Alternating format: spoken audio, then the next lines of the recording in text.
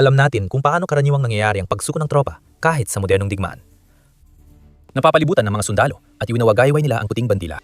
Kinukuha ng kabitang tropa ang mga sumusukong sundalo bilang bihag. Ano man ang paraan, Laging kasali ang tao. Hanggang ngayon, nagpadala ang Ukraine ng sobrang nakakatakot na bagay na agad nagpasuko sa mga sundalong Ruso. Unang nangyari sa mundo, kakaiba ang pagsuko ng tropa sa kasaysayan. Hinayaan ng mga puwersa ni Putin na mabihag sila.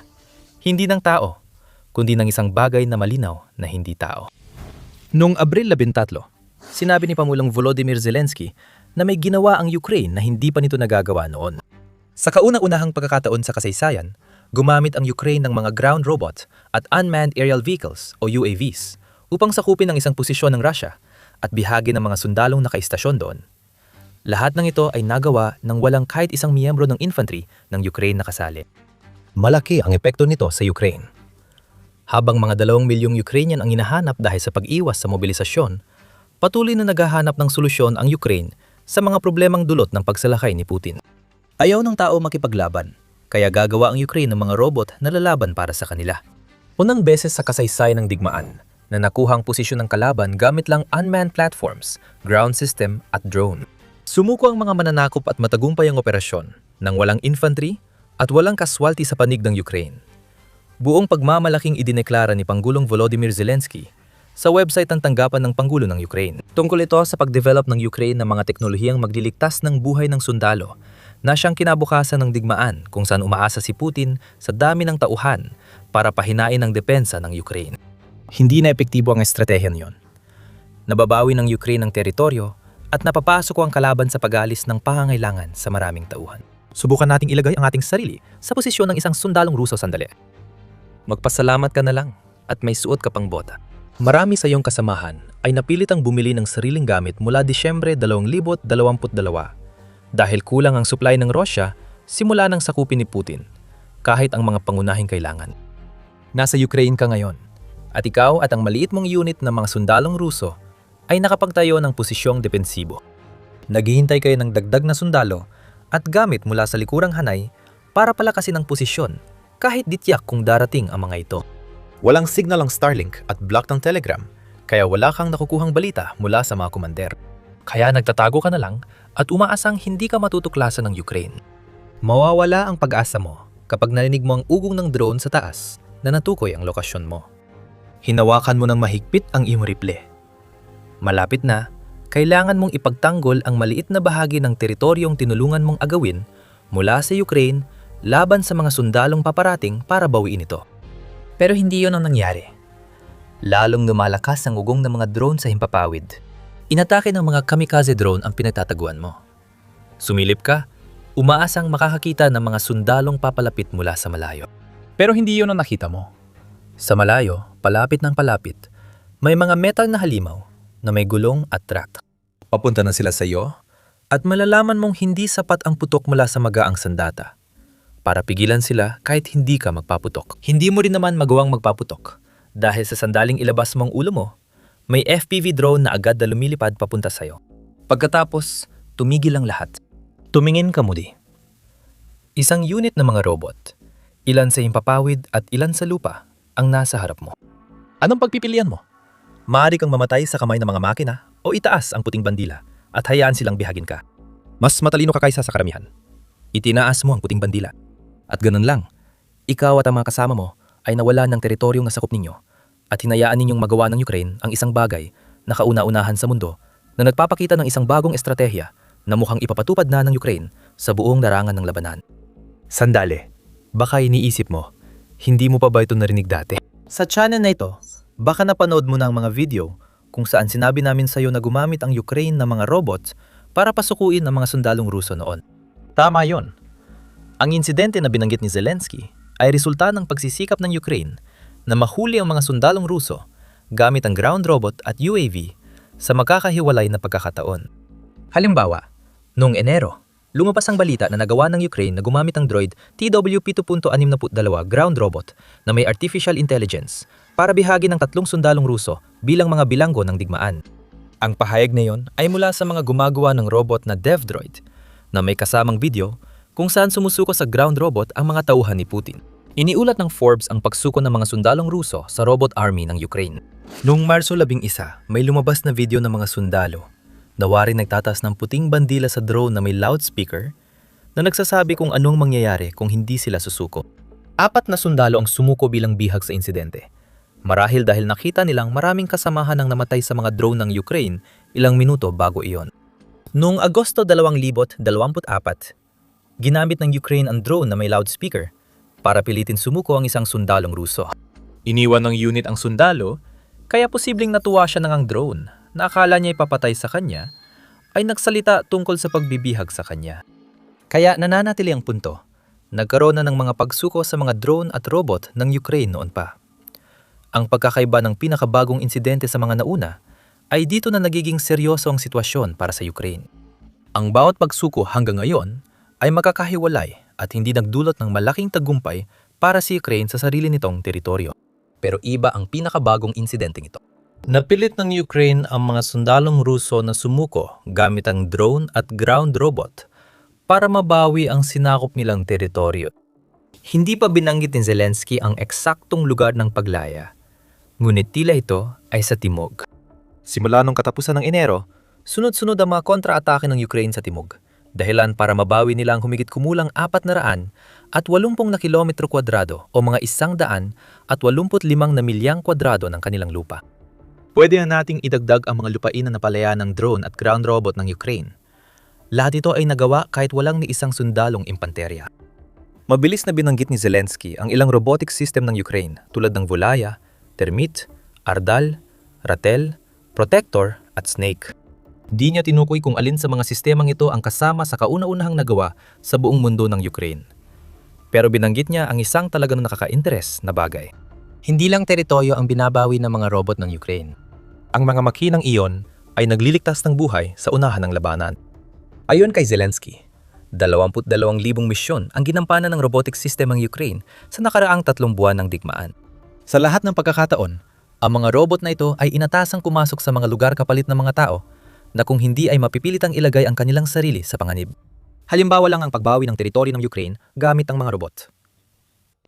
Ang mga metal na makina ng Ukraine sa lupa ay nagsasagawa rin ng pagsagip at logistical na operasyon na nagliligtas ng maraming buhay. Sa madaling salita, mahigit 22,000 beses nang nailigtas sa mga buhay. Isang robot ang pumunta sa pinakamapanganib na mga lugar sa halip na isang sundalo. Tinalakay ni Zelensky ang mga makabagong teknolohiya para protektahan ang buhay ng tao nang ibalita niya ang tagumpay ng Ukraine. Nasasaksihan natin ngayon ang malawakang pagbabago sa paraan ng pakikipaglaban sa Ukraine. Hindi handa ang Russia para sa alinman dito. Nang ilunsad ni Putin ang kanyang pananakop, inakala niyang sapat na ang dami ng tao at karaniwang armas para manalo sa digmaan. Kahit matapos mabigo ang kanyang paunang espesyal na operasyong militar, inakala pa rin ni Putin na kung lilipat siya sa isang digmaan ng pag-ubos, maubos at mawawala na sana ang militar ng Ukraine sa ngayon. Noong Setyembre 2025, iniulat ng Institute for the Study of War na naniniwala si Putin na kaya ng Russia na mapagtagalan ng Ukraine ang mga drone nito at ang lahat ng suportang natatanggap nito mula sa kanluran. Inasahan ng 700,000 sundalong Ruso sa Ukraine ang magiging susi sa tagumpay. Isang problema lang. Para manalo sa digmaang pag-ubos, kailangan mong ubusin ang mga sundalo ng kalaban. Hindi na pagandaan ng Rusya ang uri ng digmaang kinakaharap nila ngayon. Sabi ni Zelensky, nasa unahan na ang hinaharap at ang Ukraine ang bumubuo nito. Lalong nahahayag ang hinaharap na ito hindi lang sa pagdakip ng sundalo o pagsakop ng teritoryo gamit ang drone at robot. Ang pag-usbong ng mga makina ay narito na sa larangan ng labanan sa Ukraine at ang kalamangan ng Ukraine sa mga robot ay lumalawak ng higit pa sa kayang harapin ng Russia. Bago tayo magpatuloy, paalala lang na nanonood ka ng The Military Show. Kung hindi ka pa nakasubscribe sa channel, ngayon na ang tamang panahon para pindutin ang button. Habang lumilipas ang mga buwan, dumarami ang gawain ng mga robot at drone sa Ukraine. Ayon sa Commander-in-Chief ng Sandatahang Lakas ng Ukraine, si Alexander Syrskyi, 50% na mas marami ang mga gawaing natapos ng mga robotic complex noong Marso kumpara noong Pebrero. At ito ang uri ng trend na nakikita natin mula ng simulan ng Ukraine ang paggamit ng mga ground robot kasabay ng kanilang mga UAV. Ang pagtaas na ito ay kasabay ng malalaking pagkalugi ng Russia. Noong Abril, sinabi ni Syrskyi na nagdulot ang mga UAV ng Ukraine ng 29% mas mataas na pagkalugi sa kalaban noong Marso kaysa Pebrero. Nakatapos ang mga robot sa frontline ng halos 9,000 misyon para sa Ukraine noong Marso, mas mataas kaysa noong mga nakaraang buwan. Noong Nobyembre, 2025 mas mababa sa isang katlula ng mga misyon ay sinagawa ng mga robot, na umabot sa 2,900. Wala sa mga ito ang aksidenteng nangyari. Lahat ng ito ay resulta ng isang napaka-organisadong pagsisikap na ginagawa ng Ukraine upang gawing mga mandirigma ng kasalukuyang panahon ang mga robot. Makikita ito sa mabilis na pagdami ng robot na hukbo ng Ukraine. Sabi ng Euromaidan Press, 67 unit ng Ukraine ang gumamit ng ground robot para sa logistics mission noong Nobyembre 2025. Pagsapit ng Marso, umakyat na sa 167 ang bilang ng mga unit. Kung hinahanap mo ang dahilan kung bakit higit sa 3 beses ang itinaas ng bilang ng mga robot, mission na isinagawa ng Ukraine sa pagitan ng 2 buwang ito, ito ang sagot mo.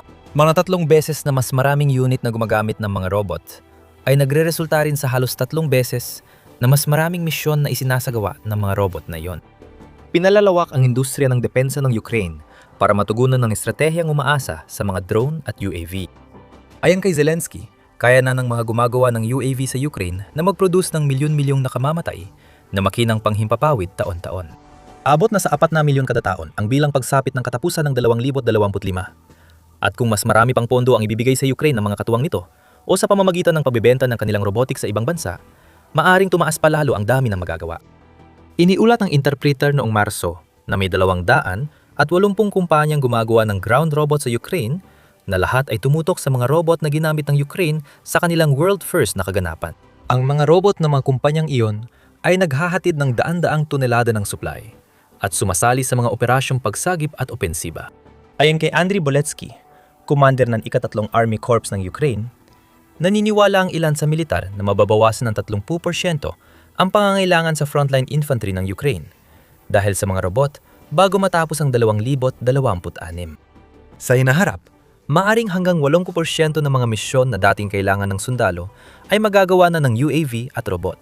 Nagbago rin ang paraan ng paggamit ng Ukraine sa mga robots. Nung nakaraan, Halos para lamang sa mga misyon na may kinalaman sa lohistika, ginagamit ang mga ground robots. Sila noon at hanggang ngayon ay mga malalaking makinang bakal kung saan maaring ikarga ng Ukraine ang mas maraming supply kaysa kayang buhatin ng tao. Karamihan sa 9,000 misyon ng mga robot ng Ukraine noong Marso ay tungkol sa lohistika. Ipinapakita ng pagbawi ng teritoryo at sundalong Ruso noong Abril na sinisikap ng Ukraine na gawing kasing epektibo sa opensiba ang kanilang ground robot tulad ng sa lohistika. Ipinakita ng foreign policy ang mga pagbabago na ganap sa larangang iyon noong Abril 13. Itinuro nito na isa sa mga dahilan kung bakit malakihan ang paggawa at malawak ang paggamit ng mga ground robot niyan sa Ukraine ay dahil ang gasto sa paggawa ng isa ay karaniwang mas mababa sa $20,000. Sa konteksto, ang isang sundalong Ukrainian na nagtatrabaho sa frontlines ay maaring kumita ng humigit kumulang $2,000 at $500 kada buwan, ayon sa The New Voice of Ukraine. Mas matipid gamitin ng ground robots kaysa sundalo sa loob ng 8 buwan. At lahat ng ito ay hindi pa isinasaalang-alang ang mga dagdag na gastos na nauugnay sa pagsasanay at pagbibigay ng kagamitan sa isang sundalo sa frontline. Ang mga gastusing iyon ay nagdadagdag ng libo-libo sa taunang bayarin para mapanatiling nasa serbisyo ang sundalong iyon. Ang ground robot ay hindi kailangan ng pagkain, motibasyon, damit o training. Operator at target lang ang kailangan. Lahat ng iba pa ay nakapaloob na sa isang package na nagkakahalaga ng $20,000. Marahil may dagdag na ilang dolyar pa kung ang robot ay may dalang pampasabog o may nakakabit na ripel na maaring gamitin sa mga operasyon sa labanan. Nakikikita na natin ang ilang kahinaan sa estratehiyang labis na umaasa sa mga robot ng Ukraine. Isa ang electronic warfare EW ng Rusya sa mga yon. Ang mga robot ng Ukraine ay may software at kailangang i-update ang software na yon kadalasan buwan-buwan para malabanan ang bagong EW na dinadala ng Rusya sa labanan. Habang lumalawak ang mga kill zone sa Ukraine dahil sa sariling aksyon ng Ukraine, kailangang baguhin ang mga robot at UAVs pagdating nila sa kanilang mga unit. Ang pangalawang problemang iyon ay problemang mabuti na ring mayroon. Mas malalaking kill zone ay nangangahulugan na mas maraming sundalong Ruso ang namamatay bago pa sila makalapit sa mga frontline position na ipinagtatanggol ng Ukraine. Malamang matutuwa ang mga unit na gumawa ng ilang pagbabago kung kailangan pang maglakad ng mga puwersang Ruso sa mas malayong teritoryong puno ng drone bago umatake. Gayunpaman, sa kabila ng mga hindi magandang epekto, malinaw na lumalaki ang kalamangan ng Ukraine pagdating sa mga drone at robot kumpara sa Russia. At nagsisimula na nating makita ang mga epekto nito. Sa larangan ng labanan sa Ukraine at maging sa loob mismo ng Russia, Nagdudulot ng matinding pinsala ang robotic na hukbo ng Ukraine. Ang pamimilit ng pagsuko at pagsakop ay maliit na bahagi lang ng napakalaking kabuuan. Ginagamit ng Ukraine ang long-range drone nila sa Russia para sirain ang industriya ng langis doon. Nagkaroon ng sunod-sunod na pag-atake sa mga daungan ng Russia sa Baltic Sea mula Marso hanggang Abril, kaya nawalan sila ng access sa pasilidad para sa 45% ng oil exports nila, ayon sa Fortune. Sa Primorsk, isang Baltic Sea port ng Russia, sinunog ng drone strike ng Ukraine ang nakaimbak na langis ng Russia na nagkakahalaga ng $200 milyon. At hindi pa kasama rito ang daan-daang milyong dolyar na langis na naipit sa daungang iyon o sa oil terminal sa Usluga dahil sa mga pag-atake ng Ukraine. Nababasag din ang mga record sa labanan sa Ukraine. Ang 22,000 misyon sa loob ng 3 buwan at 9,000 misyon noong Marso ay parehong bagong record at, kasama ng tinalakay nating insidente, ay itinuturing na mga unang pangyayari sa mundo. Nag-record din ang Ukraine sa pinakamalayong narating ng long-range drone. Sinabi ni Zelensky na umabot na sa 1,700 at 50 kilometro ang pinakamalayong narating ng Ukrainian drone mula sa hangganan ng Ukraine, o mahigit 1,080 milya ang layo. Babala ni Zelensky, mas dadami pa. Kailangang harapin ng Russia ang katotohanan yon dahil alam nitong kayang tamaan ng Ukraine ang mas malalim na bahagi ng teritoryo nito kaysa dati. Laganap din ang automasyon sa mga drone at robot ng Ukraine. Gamitin natin ang Hornet drone bilang halimbawa. Noong Abril 14, iniulat ng United 24 Media na ang mga Hornet ng Ukraine, na karaniwang tinatawag na FPV drones o loitering munitions, ay nilagyan ng automated targeting systems na nagpapahintulot sa kanila na umatake at tumama sa mga target ng Russia nang walang anumang pakikialam mula sa isang drone operator. Sumali ang mga bagong drone na yon sa marami pang iba dahil ang Ukraine ay gumagamit na ngayon ng humigit kumulang 30% na mas maraming strike drones sa mga frontline kaysa sa Russia. Ang nakikita natin dito ay isang kapansin-pansing pagtalon na halos parang nangyari lang bigla. Hindi naman. Matagal nang gumagawa at nag-eeksperimento ang Ukraine. Patuloy silang gumagawa ng bagong drone at lumago ng industriya ng depensa nito hanggang sa kainggitan na ito ng maraming ibang bansa. Ang 2026 ay taon kung kailan magbubunga ang lahat ng pagsisikap at wala nang magagawa si Russia o Putin. Kaya ano nga ba ang ipinapakita sa atin ng nagawa ng Ukraine na pilitin ng mga sundalong Ruso na sumuko sa pinakakakaiba at makasaysayang paraan sa kasaysayan ng modernong militar? Kapansin-pansin na mismo ang pangyayaring iyon. Maaari pa nga nating sabihin na ito ay isang huwaran dahil lalong umahas ang Russia sa mga taktika ng paglusot kung saan gumagamit ito ng malilit na unit ng infantry para bahagyang makontrol ang teritoryo ng Ukraine. Maaring gawing pamantayan sa mga katulad na misyon ang paggamit ng UAV at ground robot ng Ukraine sa isang misyon ng pagpapalaya ng walang infantry sa buong linya ng labanan. Kahit saan mahina ang posisyon ng Russia, lalo na kung may unti-unting pagsulong ng infiltrator, may bagong opsyon ng Ukraine na nagtatanggal ng panganib sa infantry at epektibo na. Nakaharap ngayon ang Russia sa matinding banta ng digmaang drone. Handa na ang baril, may bala at nakakasa, pwede nang iputok sa mukha ni Putin at ng kanyang mga kasamahan. Nag-iikot ang mga ground robot sa digmaan, bumibihag ng mga sundalo, nililigtas ang tropang Ukrainian at nagdadala ng supply. Winawasak ng mga UAV ang Russia sa prente, sa mga kill zone, sa likuran, at pati sa loob ng Russia. Mas maraming drone at mas maganda ang teknolohiya ng Ukraine. Tuloy ang suporta at may malakas na dahilan para ipagpatuloy ang laban. Sumusuko ang mga sundalo ng Russia sa mga robots dahil naipit sila sa isang digmaan na ayaw naman talaga nilang salihan. Mas pinapahirap ng bagong paraan ng Ukraine ang digmaan para sa mga sundalong pinapadala ni Putin sa unahan. Habang nagsasalita tayo, nararanasan ng mga sundalong Ruso sa Donetsk ang malaking bentahe ng Ukraine sa larangan ng mga robot. May masamang nangyayari sa Russia sa Donetsk. 9,000 misyon sa loob ng 30 araw. Ito ang bagong balita mula sa digmaan sa Ukraine, kung saan may malaking ginawa ang Ukraine laban sa Russia na tiyak na tatatak sa kasaysayan. Luhod na ang Russia.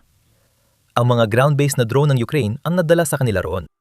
Ang Ukraine na yon ay may hukbo ng mga sandatang robotiko na unti-unting nagpapahina sa Russia, susi sa tagumpay laban sa puwersa ni Putin. Totoo ang pagdami ng mga robot. Si Putin ay naharap na ngayon sa pagusbong ng mga makina.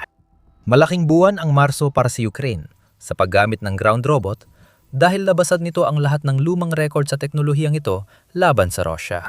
Noong nakaraang buwan, Mahigit 9,000 misyon ang inilunsad ng Ukraine gamit ang mga ground robot, patunay na mahalaga ng mga ito sa militar, at matagumpay na natutupad ang mga gawain. Ang tagumpay na yon ang isa sa mga pangunahing dahilan kung bakit nakakakita tayo ngayon ng record-breaking na bilang ng mga operasyon.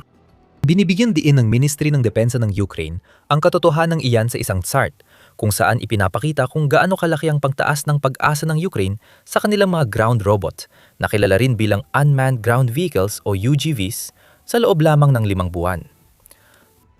Noong Nobyembre 2025, nakatapos ang mga UGV ng halos 2,900 misyon. Katumbas ng 100 misyon kada araw na tunay na kahanga-hanga. Ngunit ito ay maagang senyales lang ng malaking dagsa ng UGV na ihahanda ng Ukraine para sa digmaan. Noong Disyembre, halos dumoble ang natapos na misyon ng ground robot sa isang buwan dahil ang UGV ng Ukraine ay tumapos ng mahigit 5,200 gawain. Nadagdagan ng mahigit 2,000 ang buwan ng misyon ng UGV noong Enero. Bagamat medyo humupa noong Pebrero dahil 400 lang ang nadagdag sa mga misyon ng UGV para sa kabuuang mahigit 7,900. Muling sumirit ang paggamit ng Ukraine ng UGV nitong Marso. 9,000 misyon sa loob ng isang buwan. Iyan ay mahigit 270 na operasyong panlupa na may kasamang UGVs araw-araw. Ang nagsisimula nating makita dito ay ang paglitaw ng isang pattern. Habang naharap ang Ukraine sa ilang mga hamon sa mga frontline, kabilang ng kakulangan sa tao na tatalakayin pa natin mamaya, bumaling ito sa pangunahing bagay na gapanatili rito na may kakayahang makipagsabayan sa isang digmaan na inaasahan sanang matalo nila ilang taon nang nakalipas. Ang teknolohiya ay madalas nang naging tagapagligtas ng Ukraine at ang kadalubasaan nito sa teknolohiyang drone at robotics ay lalo pang namumukod ngayong 2026 na ngayon mukhang magiging mahalagang punto ng pagbabago sa digmaan. Umuusbong ang mga robot. Binibigyang diin ng Ukraine na mahalaga hindi lang ang dami ng misyon ng mga UGV, kundi pati ang dami ng unit na gumagamit nito ngayon. Itinuro ito ng Euromaidan Press sa kanilang ulat tungkol sa pinakabagong tagumpay ng Ukraine, habang binabanggit din nila na may matinding pagtaas sa bilang ng mga unit ng Ukraine na gumagamit ng UGV kasabay ng pagdami ng mga operasyon ng UGV. Noong Nobyembre 2025, 7 unit militar lang sa Ukraine ang gumagamit ng ground robot. Ngayon, 167 na sa mga unit ng Ukraine ang gumagamit ng mga ground robot. Kabilang dito ang mga unit na kinilala ng Ministry of Defense bilang pinakamahusay. Malawakang gumagamit ng UGV ang unang Separate Medical Battalion na magpapakita ng mabilis na pag-unlad ng ground robots ng Ukraine. Ginagamit din ang UGV sa assault unit ng Ukraine, gaya ng 3 at 12 dalawang Separate Assault Brigade na itinampok ng Ministry of Defense ng Ukraine.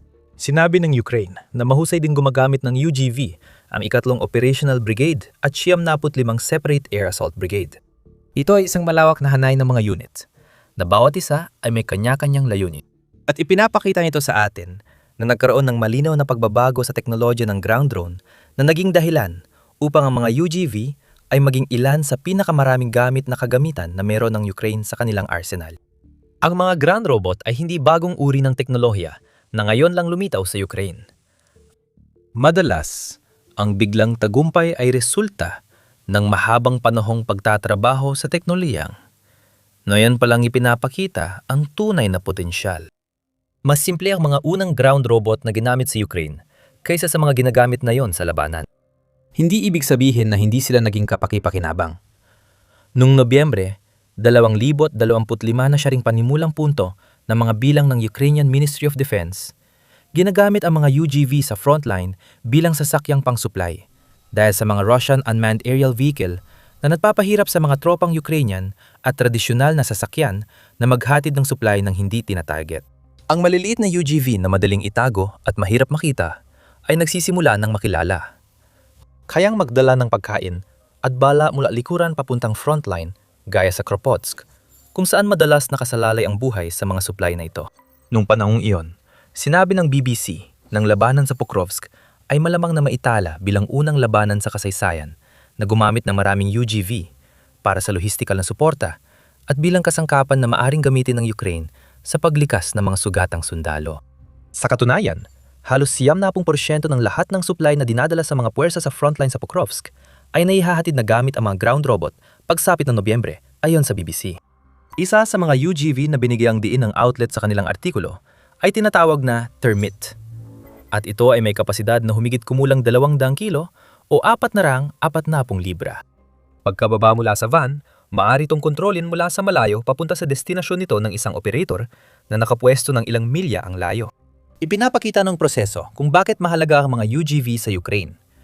Binabawasan nilang panganib at marami pa silang ibang gamit, gaya ng nabanggit na evacuation. Posibleng nagsilbing blueprint ang labanan sa Probsk sa paggamit ng UGV sa paglilikas ng sugatang sundalo mula sa iba pang mainit na lugar sa Ukraine ngayon.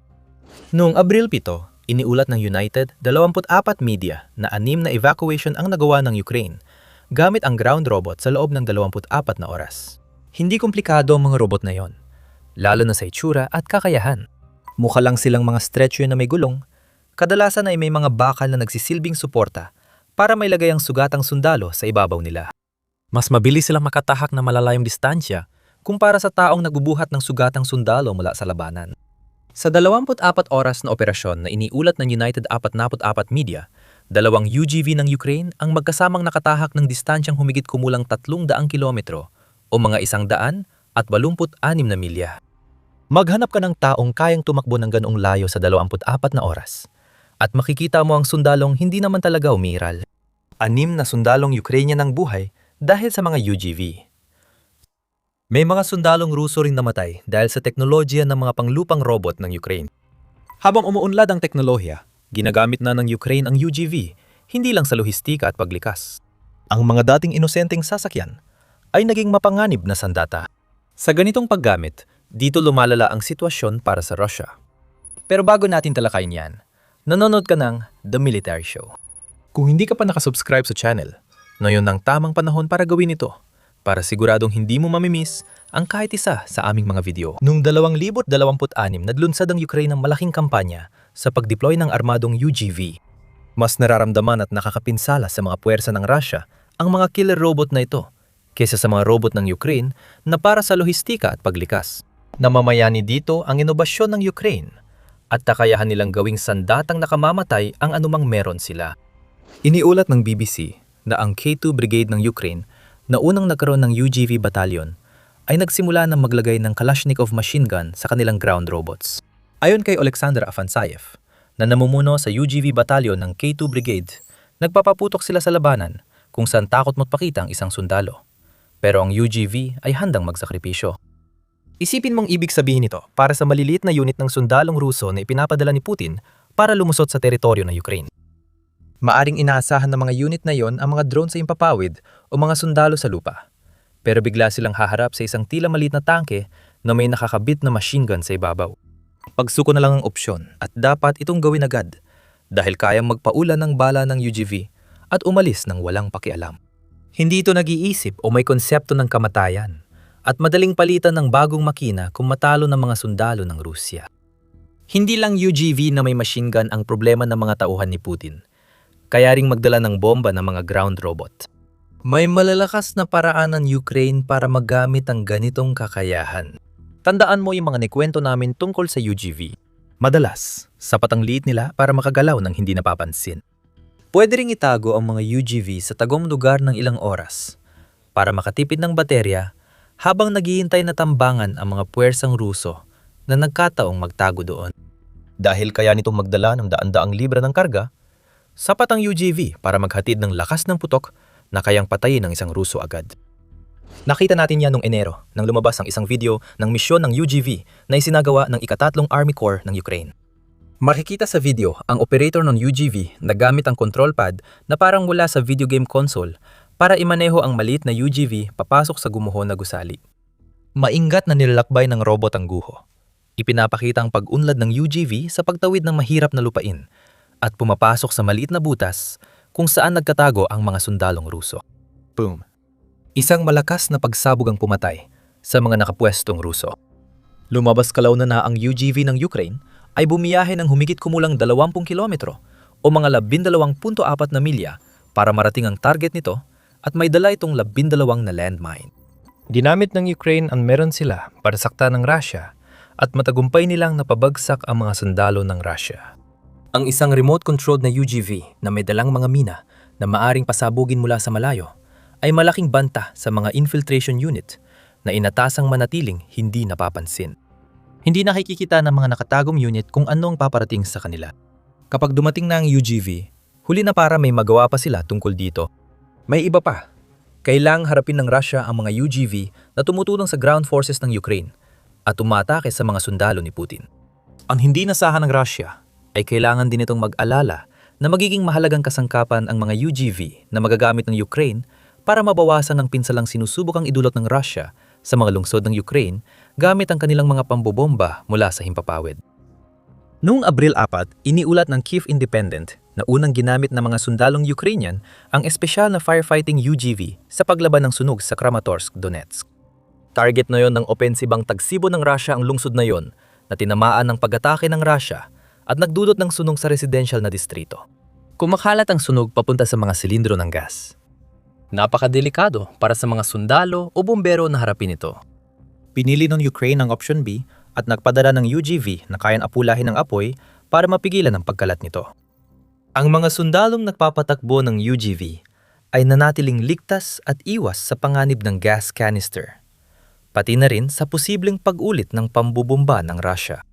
Ganito rin ang pagkamalihay na katulong sa Ukraine na makatagal laban sa tila walang katapusang supply ng tauhan ng Russia. Lahat ng usapan tungkol sa pagbawas ng panganib ay nagpapakita ng kahalagahan ng UGV ng Ukraine at na mas madalas na nila itong ginagamit sa mga operasyon. Kahit mahalaga ang mga insidenteng binigyan din natin, mas mahalaga para sa Ukraine ang mga benepisyong nakatago sa mga ito. Isa sa pinakamahalagang benepisyo na talagang kailangan ng Ukraine ay ito. Malaki ang naitutulong ng mga UGV sa paglutas ng problema ng Ukraine sa kakulangan ng tao. Pagkalipas ng mahigit 4 na taon ng digmaan, nahihirapan ng Ukraine kumuha ng sapat na lakas tao para sa frontline. Sabi ng artikulo ng Carnegie Endowment noong Marso, kabilang sa mga hamon ay kakulangan ng tao sa frontline, record ng hindi pumapasok sa militar, at kaunting voluntaryong recruit. Dagdagan mo pa ng pagod ng mga sundalong patuloy lumalaban para mabuhay. Paulit-ulit nilang nilalabanan at pinapatay ang mga sundalong Ruso. Pero laging may kapalit, kaya makikita mo ang mga unang palatandaan ng krisis. Ayon sa DW, hindi naubusan ng tao ang Ukraine dahil 30,000 hanggang 35,000 katao ang tinatawag buwan-buwan para sa militar. Gayunpaman, marami sa mga ito na magiging sundalo ay pumapasok sa pagsasanay militar ng Ukraine nang labag sa kanilang kalooban at ito raw ang nagdudulot ng mataas na bilang ng mga tumatakas na sundalo na nararanasan ng Ukraine ayon sa ulat. Tinutugunan ng Ukraine ang mga problema sa lakas tao. Ginawa nilang 51 araw ang dating 30 araw na pagsasanay militar para mas handa ang mga recruit sa buhay sa harapan. Ayon sa Forbes, may ilang mataas na opisyal ng militar ng Ukraine na nagsasabing dapat pang pagbutihin ng Ukraine ang pag-deploy ng kanilang mga tropa. Ayon kay dating hepe ng staff ng Azov Brigade, Bohdan Kratovich, hindi gaanong problema ang moral kung hindi nararamdaman ng mga tropa na inilalagay lang sila sa mga lugar na kailangan ng mabilisang solusyon ng Ukraine. Ang punto niya, at tila sinusubukan ding tugunan ito ng Ukraine, ay kailangan ng mga bagong recruit na mas maraming malaman at maramdaman na mahalaga sila sa digmaan. Kung hindi ay para lang silang mga taong inilalagay doon para mapuno ang bilang. Ang lalo pang nagpapalala sa lahat ng ito ay ang kalamangan na ng Russia sa lakas tao. Dahil ang populasyon ng Russia ay halos 4 na beses na mas malaki kaysa sa Ukraine, kaya nitong tiisin ng mga pagkalugi na ngayon ay umabot na sa mahigit 1.3 milyon. Walang kapasidad ang Ukraine at ayaw nitong mawalan ng maraming sundalo. UGV ang susi sa operasyon ng Ukraine sa lupa, habang nagpapatuloy ang digmaan laban sa Russia hanggang 2026 at lampas. Ayon sa Modern War Institute sa West Point, nabawasan ng hanggang 30% ang kaswalti ng tauhan ng Ukraine dahil sa lumalaking paggamit nila ng UGV, ayon sa General Staff ng Ukraine. Malaking benepisyo ng ground robots ang mas kaunting kaswalti, kaya hindi gaanong mag-aalala ang Ukraine sa pagpapalit ng mga napatay at nasugatan. Dahil dito, may kaunting luwag ang Ukraine para harapin ang mga hamon sa pagtalaga at pagsasanay, kaya nagdadagdag sila ngayon ng 21 araw ng training sa mga bagong recruit. Para sa Ukraine, mahalaga ang UGV para mabawasan ang sariling casualties at mapabilis ang pagkawala ng tauhan ni Putin. Sa katunayan, pinapatunayan na ngayon ng mga ground robot na kaya nilang maging puwersang umatake. Mas mabilis sirain ng Ukrainian unmanned aerial vehicles ang mga sundalo at gamit ng Russia kaysa ibang armas ng Ukraine. Ang mga aerial drone ang pumalit sa mga sundalong Ukrainian sa malalawak na kill zone ng Ukraine. Ang UGV ang humahalili sa kanila sa lohistika at medical na paglikas. Sabi ng United 24 Media, tingin ng ilan sa militar ng Ukraine na pwedeng maging susi ang mga UGV bilang kapalit ng mga sundalong hindi ma-recruit ng Ukraine. Sa madaling salita, Napapalitan nilang daming sinasabi nila. Si Andriy Beletsky na namumuno sa ika-3 Army Corps ng Ukraine na maaring natatandaan mo mula sa kwento ng UGV na naghatid ng mga mina sa mga Russian infiltrator, ay nagmumungkahi na ang Ukraine ay nasa bingit ng isang revolusyon. Maaring palitan ng UGV ang isang katlo ng mga sundalong nakatalaga sa mga operasyong panlupa ng Ukraine. Kung makatotoo ang prediksyon na yon, malaking bagay ito para sa Ukraine. Malaking mababawasan ang pasaning pangtao na kinakaharap ng Ukraine. Mas madalas na magpapalitan ng mga sundalo sa front lines, kaya mas marami ang makakapagpahinga, tulong ng robot at drone laban sa humihinang puwersa ng Russia. Dahil sa mga benepisyong ito, hindi nakapagtataka na pursigido ang Ukraine gumawa ng napakaraming UGV hanggat maaari. Ayon sa Lowy Institute, may 280 kumpanya sa Ukraine na gumagawa ng mga UGV. Binanggit ito sa isang artikulo noong Marso. 30 na ginamit ng ikatlong Assault Brigade ng Ukraine ang mga UGV para maghatid ng napakaraming kagamitan na kung wala ito, kakailanganin nila ng 10,000 sundalo na bawat isa ay kaya magbuhat ng 20 kilo o humigit kumulang 44 na libra ng kagamitan para mapantayan iyon. Malaking pagbabago ito para sa Ukraine, kaya kailangan talagang mamuhunan sa UGV, hindi lang basta gusto. Ngayon, plano ng Ukraine na gumawa ng mahigit 20,000 UGVs sa 2026 lamang, dagdag pa ng Jamestown Foundation. Kung bawat robot ay kayang magdala ng 100 kilo ng kagamitan na mababa ng tantiya, katumbas ito ng pagre-recruit ng 50,000 sundalo. Mas marami nagagawa ang robot sa logistika kaysa sundalong tao. Mahalaga ang ganitong episyensya para sa Ukraina, habang hinaharap nila ang bagong tangka ng Rusya na bumbahin ang depensa gamit ang karneng kanyon sa opensiba ng Tagsibol at Taginit 2026. Alam ng Rusya ang banta ng mga UGV sa kanilang estratehiyang pagubos. Tinatanggal nito ang mga UGV ng Ukraina para mapilit silang gumamit ng tao na ayaw nilang isakripisyo. Ayon sa ulat ng Liga.net, noong Abril 6, bumuo ang Rusya ng mga unit na ang tanging layunin ay hanapin at sirain ang mga UGV ng Ukraina. Ang mga unit na yon ay dagdag sa mga dating nilikha ng Rusya para targetin ang supply ng Ukraina. Ngunit na yon ay kinakaharap nila ang isang robot na kalaban na mas mahirap makita at kayang gawin ng mga bagay na hindi kayang gawin ng mga sundalo. Malino na hindi gumagana ang mga pagtatangka ng Rusya na pigilan ng Ukraina. Ang mga UGV na nagsasagawa ng 9,000 misyon sa loob ng isang buwan ay patunay niyan. Ngunit, hindi handa si Putin at ang kanyang puwersa na ang nangyayari sa Ukraina ay simula pa lang. Mas marami pang UGV ang paparating. Libo-libo pa. Kung makalilipat agad ang Ukraina sa paggamit ng malaking hukbong robot, mawawalan ng saysay ang kalamangan ng Rusya sa lakas tao na tinamasa nito sa loob ng mahigit 4 na taon. Sa laban ng tao at makina, talong tao. Maaring ang mga UGV ang susi sa buong estratehiya ng Ukraina na unti-unting ubusin ng Rusya. Isa itong halimbawa kung paano ang makabago at malikhaing paraan ng Ukraina sa pakikidigma ay naglagay sa Rusya sa depensiba. Napansin ang inobasyong yan. Tumingala ka sa langit. Ibon ba yon? Eroplano ba yon? Hindi. Ito ay lubusang hindi tao at nagpapasok ng maraming sundalong Ruso sa Ukraine. Tuwing ipinapadala ito ng Ukraine, nauwi ito sa pagwagayway ng puting bandila ng mga tauhan ni Putin, habang desperado nilang sinusubukang iwasan ang nalalapit na kamatayan. Malupit at manhid, ito ang paulit-ulit na pinakawalan ng Ukraine nung taglamig. At lalo pa itong magiging mas mahalagang sandata kaysa sa dati pagsapit ng 2026. Nahulaan mo ba kung anong tinutukoy natin dito? Mga drone ng Ukraine ang nagpasok sa mga sundalong Ruso buong taglamig. Nagbigay ng detalye si Mikhailo Fedorov, Ministro ng Depensa ng Ukraine, sa isang post sa X noong Marso 7. Ngayong taglamig, mahigit 100 mananakop ang sumuko dahil sa mga unit na walang tripulante. Bawat nahuling sundalo ay tsansang maibalik ang ating mga tagapagtanggol sa kanilang pamilya, sabi ni Fedorov. Pupunta tayo sa ikalawang bahagi ng pahayag niya mamaya. Una, ang mahigit 100 mananakop na sumusuko kapag may drone ay hindi dapat nangyayari. Pero nangyayari ito. Ito ay dahil alam ng puwersa ni Putin kung gaano nakakatakot ang mga drone na ito. Laging lumilipad sa itaas ang mga makina ng Ukraine. Nagmamasid at naghihintay ng sundalo sa malalawak na kill zone sa paligid ng mga pamayanang kanilang ipinagtatanggol. Ang mga drone ang sanhi ng 70 hanggang 80% ng lahat ng kaswalti sa mga linya ng labanan. Kaya alam ng mga sundalong Russian ang ibig sabihin kapag tinutukan sila ng drone. Ilang segundo na lang at kamatayan na ang kanilang kaharapin. Ang paraan lang para makatakas ay sumuko. Paulit-ulit nating napapanood sa video ni Fedorov na inilabas kasabay ng kanyang pahayag para patunayan na totoo ang sinasabi niya. Nakikita natin ang mga sundalong Ruso na nakatas ang kanilang mga kamay. May ilan na naiwan sa gitna ng bukas na lugar. Alam nilang wala na silang ibang mapupuntahan. Ang iba naman ay nagtago sa isang silungan. Ngunit natuklasan nilang nakita na sila ng drone at handa na itong maghasik ng lagim. Paminsan-minsan, may makuhang nagpapakita kung anong nangyari sa mga sundalong hangal na ayaw sumuko sa nakakatakot na lumilipad na mga makina ng Ukraine. Hindi to maganda. Malamang nakita na ng sumusukong sundalo ang maraming posibleng mangyari sa kanila.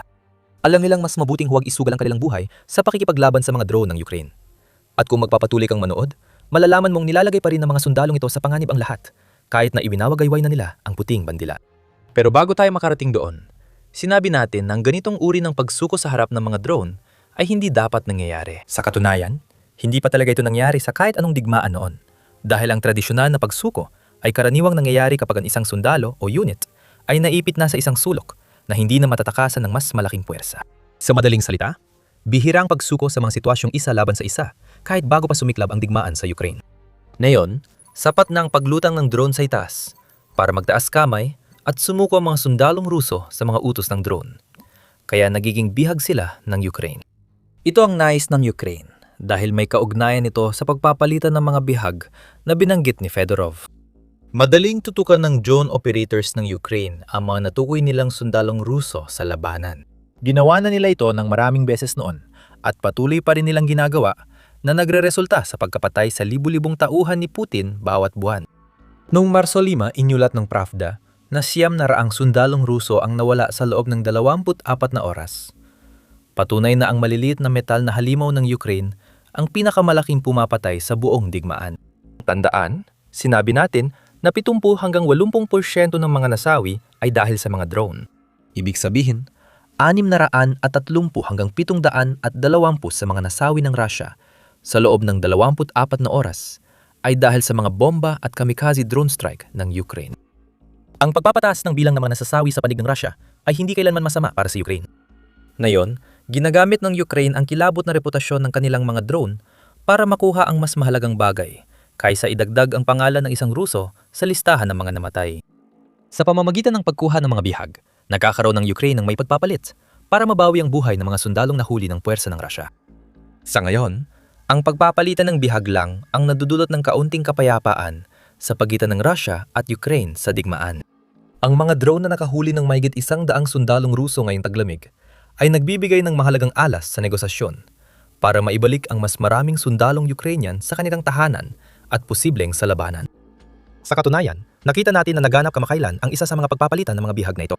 Isang araw, bago isiwalat ni Fedorov kung anong nagawa ng mga drone ng Ukraine ngayong taglamig, iniulat ng Al Jazeera na natapos ng Ukraine at Russia ang isang 2 araw na pagpapalitan ng mga bihag, kung saan bawat panig ay nakatanggap ng tig 500 nilang mga bihag na sundalo. Mayroon bang alinman sa mga sundalong nahuli ng mga drone ng Ukraine na naging bahagi ng palitang ito? Hindi natin check, pero mukhang malamang. Makikita natin ang kabalintunaan. Ang mga makinang kinatatakutan ng mga sundalong Ruso ay nagiging hindi direktang tagapagligtas ng mga Ukrainians na maaring unti-unting nanghina o pinahirapan hanggang mamatay bilang mga bihag ng Russia. Pero sa puntong ito, maaaring nagtatanong ka na kung paano gumagana ang lahat ng ito. Siyempre, sinabi lang namin sa'yo na ang tradisyonal na paraan ng pagsuko ng mga sundalo ay walang kinalaman sa mga drone. Hindi talaga ito posible noon. Ang mga drone ay naging tunay na kapakipakinabang ng gamitin ng Ukraine sa pagtatanggol laban sa agresyon ni Putin, kahit matagal na itong umiiral bago ang digmaan. At sa pagpapalakas ng depensa, gamit ang inobasyon at mga bagong disenyo ng drone, nagawa ng Ukraine na magkaroon ng kakayahang manghuli ng mga bihag nang hindi kailangan naroroon ang isa sa kanilang mga sundalo sa mismong sandali ng pagkakahuli. Narito ang ilang halimbawa kung paano ito magagawa. At may papel ang AI sa ilan dito. Noong Enero 27, iniulat ng United, 44 Media, na isang AI-powered ground robot ng Ukraine ang humuli ng 3 sundalo sa isang labanan. Ang robot ay isang droid TWP-2.60, 2 na gawa ng DevDroid, at pinatatakbo ng malayuan ng isang sundalong Ukrainian mula sa 2nd Separate Assault Brigade. Natapos ang misyon ng remote. Ligtas ang mga mandirigma. Nadagdagan uli ang mapagpapalitang mga bihag. Ganito ang makabagong digmaan. Sabi ng brigada ng inanunsyo ang pagkakabihag. Nasa unahan ang mga robot. Ligtas ang mga tao. Ang droid na TW-7.62 ay isang sasakyang panlupang walang tripulante na pinatatakbo mula sa malayo at nakabatay sa platapormang Pneumo. Malaking insentibo ito para sa sundalong Ruso na agad sumuko. Isipin mo na lang ang isang malaking tipak ng bakal na hindi mo mapapatigil gamit ang maliliit na armas. Papalapit sa iyo na may dalang machine gun na kayang paghiwa-hiwalayin ka sa loob ng ilang segundo. At maintindihan mo kung bakit agad-agad na lang sumusuko ang mga tao. Ginagamit ng drone ang AI para gawing mas tumpak at mahusay ang pagpapaputok ng nakakabit na baril. Baka nakita ng 3 sundalong Ruso kung paano pinaslang ng ground drone ng Ukraine ang kanilang mga kasama.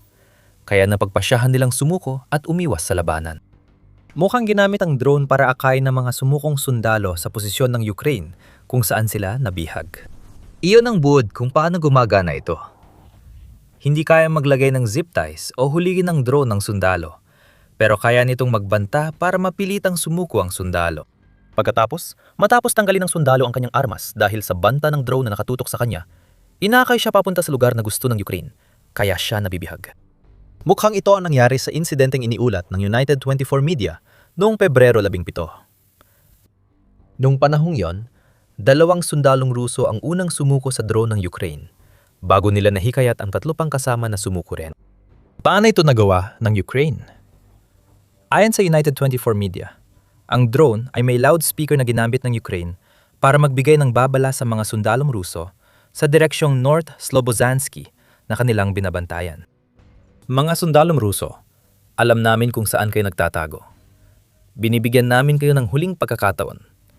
Sa loob ng 1 oras, tuluyang masisira ang inyong pinagtataguan.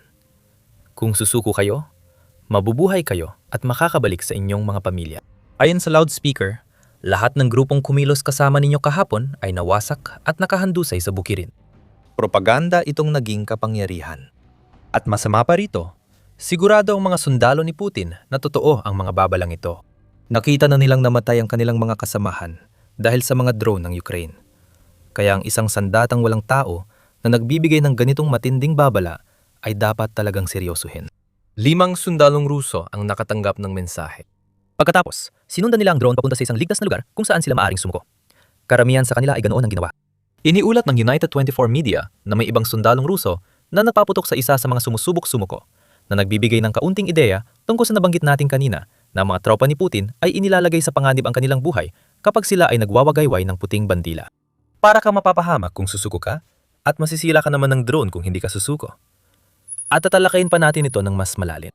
Bago natin talakayin yan, marami pa tayong kwento na katulad nito. Kung may natutunan ka sa The Military Show, mag-subscribe para hindi ma-miss ang mga video namin. Paano sinusugan ng mga sundalong Ruso ang buhay nila kapag sumusuko sa mga drone ng Ukraine? Sa totoo lang, parang tapos na ang pinakamasama sa kanila, di ba? Hindi sila tinamaan ng drone at papunta na sila sa mas ligtas na bilangguan sa Ukraine para maghintay ng palitan pabalik sa Rusya.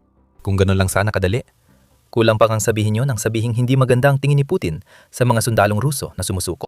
Ang leader ng Rusya ay naniniwalang dapat handang lumaban hanggang dulo ang mga ipinapadala niya at mas pipiliin pa nilang magpakamatay kaysa mahuli kung hindi na kayang manalo. Hindi ito ekseherasyon. Noong Disyembre 2024, iniulat ng UKR Informed na binibigyan ng mga komandante ang mga sundalong Ruso ng tagubilin kung paano magpakamatay kung nanganganib silang mahuli o sumuko. Ipinapakita lang ito kung gaano kababa ang pagpapahalaga ni Putin sa mga sundalong ipinapadala niya sa Ukraine. Kung ang isang sundalong Ruso ay hindi kayang magpakamatay at sa halip ay sumuko sa Ukranya, maaring anumang uri ng nakakatakot na kapalaran ang nadihintay sa kanila. Ang pinakamabuti sa mga kapalarang ito ay ang mahabang sentensya sa kulungan na ipinapataw sa kanila ng Kremlin. Para kay Putin, krimen ang voluntaryong pagsuko gaya ng nakita natin sa video ni Fedorov at dapat itong parusahan ng mabigat. Noong Abril 15, 2025, iniulat ng Moscow Times na unang naglabas ang Russia ng opisyal na sentensya sa kulungan sa sundalong voluntaryong sumuko sa Ukraine. Si Roman Ivanishin, isang junior sergeant, ay tinanggalan ng ranggo at sinentensyahan ng 15 taong kulong dahil sa hindi niya pagpayag na mamatay sa Ukraine, dulot ng kapritso ng kapangyarihan ni Putin. Hulaan mo kung gaano kahaba ang sentensya sa pagpatay sa Russia. Kung nahulaan mo ng hanggang 15 taon, panalo ka. Ayon sa Artikulo 105 ng Kodigo Penal ng Russia, ang simpleng pagpatay ay may parusang 6 hanggang 15 taong pagkakakulong. Mas mahaba ang sentensya sa pagpatay na may pinalalang pangyayari kabilang ang parusang kamatayan.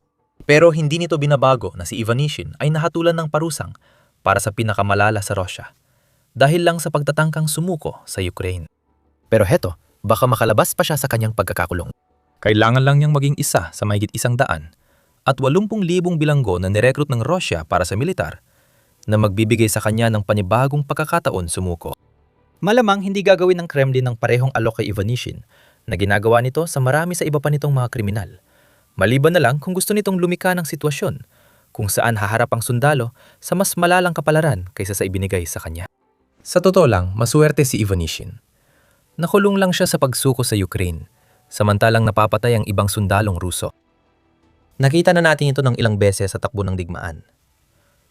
Noong Hulyo, iniulat ng Militanya ang isang insidente kung saan binaril ng isang sundalong Ruso ang isa pa habang sinusubukan ng pangalawang sundalo na sumuko sa Ukraine. Isang drone ng Ukraine ang nakasaksi sa insidente mula sa itaas.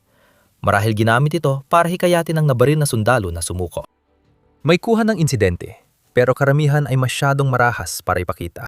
Ngunit kung mapapanood mong video, makikita mong binaril ng isang beses mula sa malayo ang sumusukong sundalo, dahilan upang siya ay bumagsak sa lupa.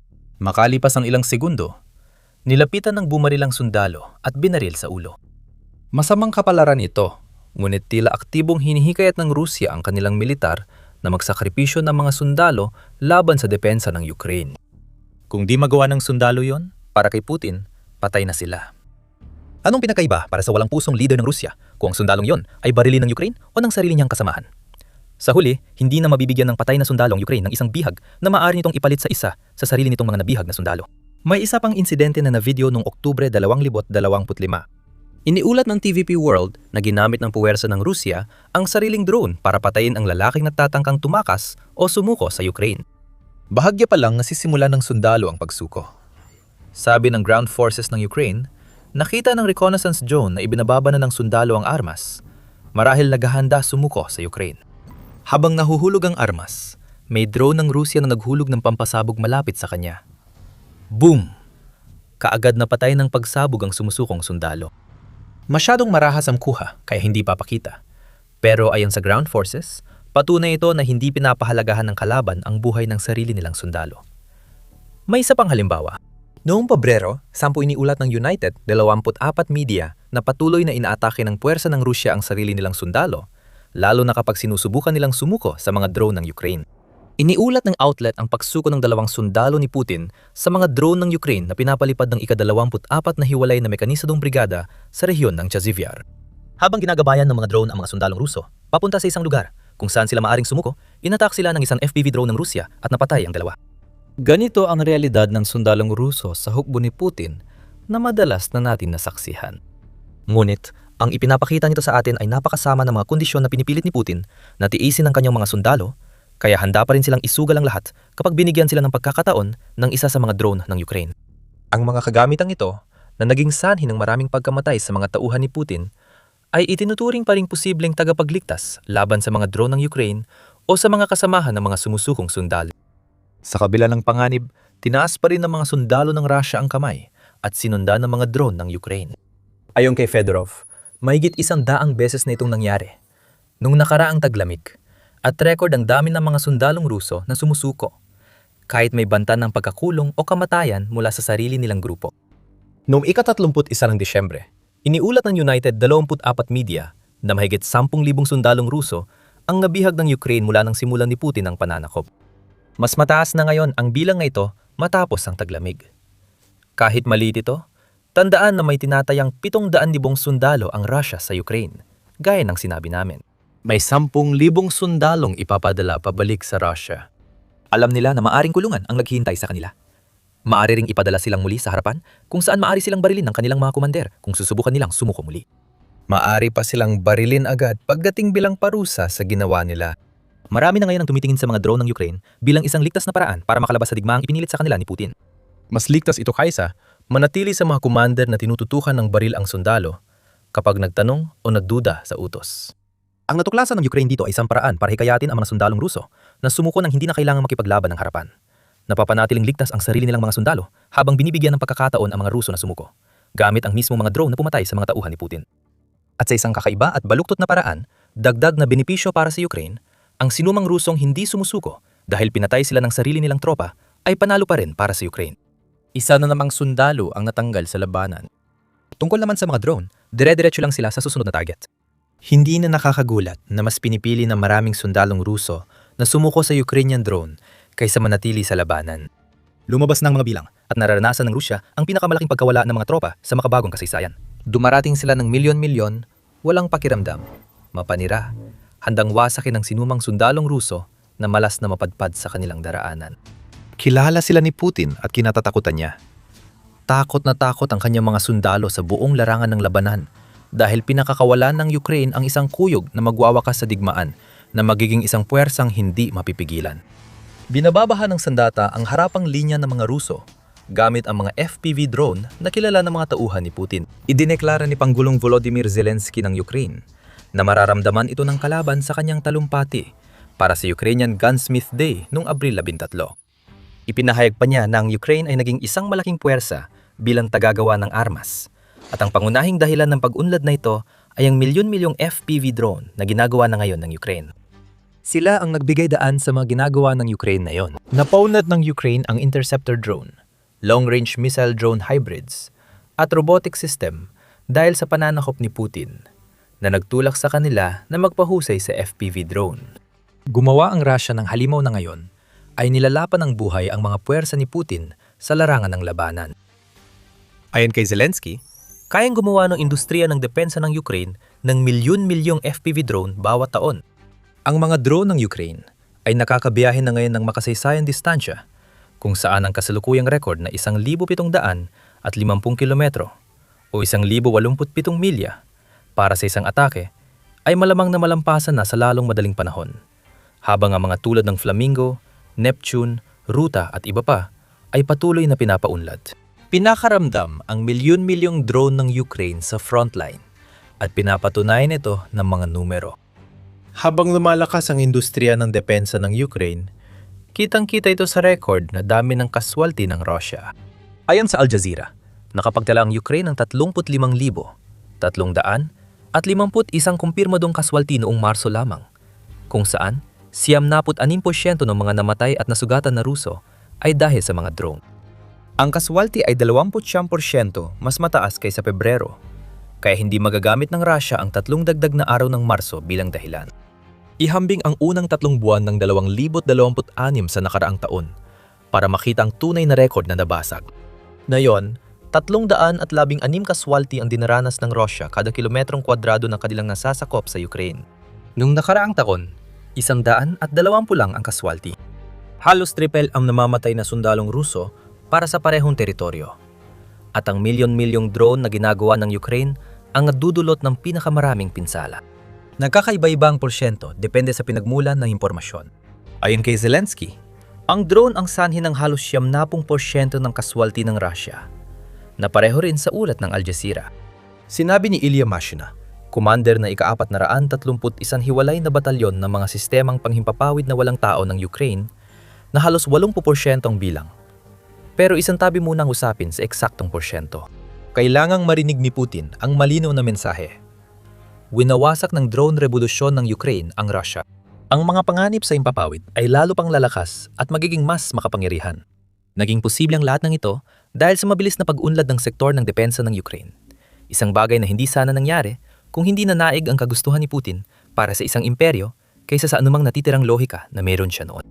Kilala ng Ukraine bilang tagaluwas at tagagawa ng armas. Ayon sa Kiev Post, ikasampu ito sa buong mundo sa pagluwas ng armas noong 2016, kahit $528 milyong lang ang benta. Maganda man ang numerong yan sa bank account mo. Maliit pa rin yan kumpara sa bilyong dolyar na kinikita ng Russia at US sa bentahan ng armas. Ayon sa pahayagan, karamihan sa iniluluwas ng Ukraine noon ay mga inayos at muling ibinintang kagamitang Soviet. Ngayon, malaki na ang pagbabago. Ang milyon-milyong drone na ginagawa ng Ukraine bawat taon ay hindi lang sumasalanta sa mga sundalo at kagamitang Ruso. kundi naging pundasyon din ng kanilang industriya ng depensa. Isang industriya na umakit ng pansin mula sa buong Europa at kamakailan lang ay pati na rin sa gitnang silangan dahil ang husay ng Ukraine sa aerial at ground robotics ay nagsisimula ng maakit ng mga pamumuhunan na maaring magpataas ng bilang ng mga drone na ginagawa nila mula milyon-milyon tungo sa 10-10 milyon. Mamaya tatalakayin natin ang mabilis na pag-usbong ng industriya ng armas ng Ukraine. Ito ang dahilan ng malaking pagbabagong nakikita natin ngayon sa labanan. Mag-focus muna tayo sa FPV drones ng Ukraine. Bagamat tinutukoy ni Zelensky ang lahat ng drones ng Ukraine, kapag binabanggit niya ang milyong bilang, ang FPV drones ang bumubuo sa karamihan ng mga drone na ginagawa ng Ukraine. Nagiging isang pwersang hindi mapipigilan ng mga ito na hindi kayang harapin ng mga sundalo ng Russia. Upang maintindihan, ilagay natin ang sarili sa kalagayan ng sundalong Ruso gamit ang ulat ng Telegraph na nagpapaliwanag ng pakiramdam kapag nakaharap ang FPV drones ng Ukraine sa labanan. Maingat kang sumusulong sa gitna ng guho at nasunog na halaman sa labanan. Ito ay mga palatandaan ng tila walang katapusang digmaan. Nakahanap ka ng taguan at nagtago ka. Maririnig mong mahinang ugong sa itaas at makikita mong may mga drone na umiikot sa labas. Hindi mo alam kung iyon ay mapanirang FPV drone o reconnaissance drone na tatawag ng FPV drone sa lokasyon mo. Alam mo lang na kailangan mong magtago para hindi ka makita ng mga drone camera. Pero wala ring saysay yun. Hindi mo alam, pero ang mga FPV drone ay hindi lang lumilipad.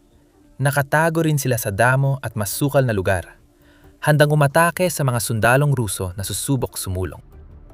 Ang FPV drone ay kayang lumipad sa loob ng mga gusali dahil maliit ang sukat at kayang dumaan sa bukas na bintana at siwang. Sa huli, ang mga drone na yon ang wawasak sa'yo. Kahit gaano ka pa magtago, dahil sa napakaraming FPV drone ng Ukraine, nahahalug nito ang lahat ng bahagi ng mga malalawak na kill zone na nilikan nito. Lumalakas ang ugong, habang sinusuyod ng mga drone ang wasak na gusaling pinagtataguan mo.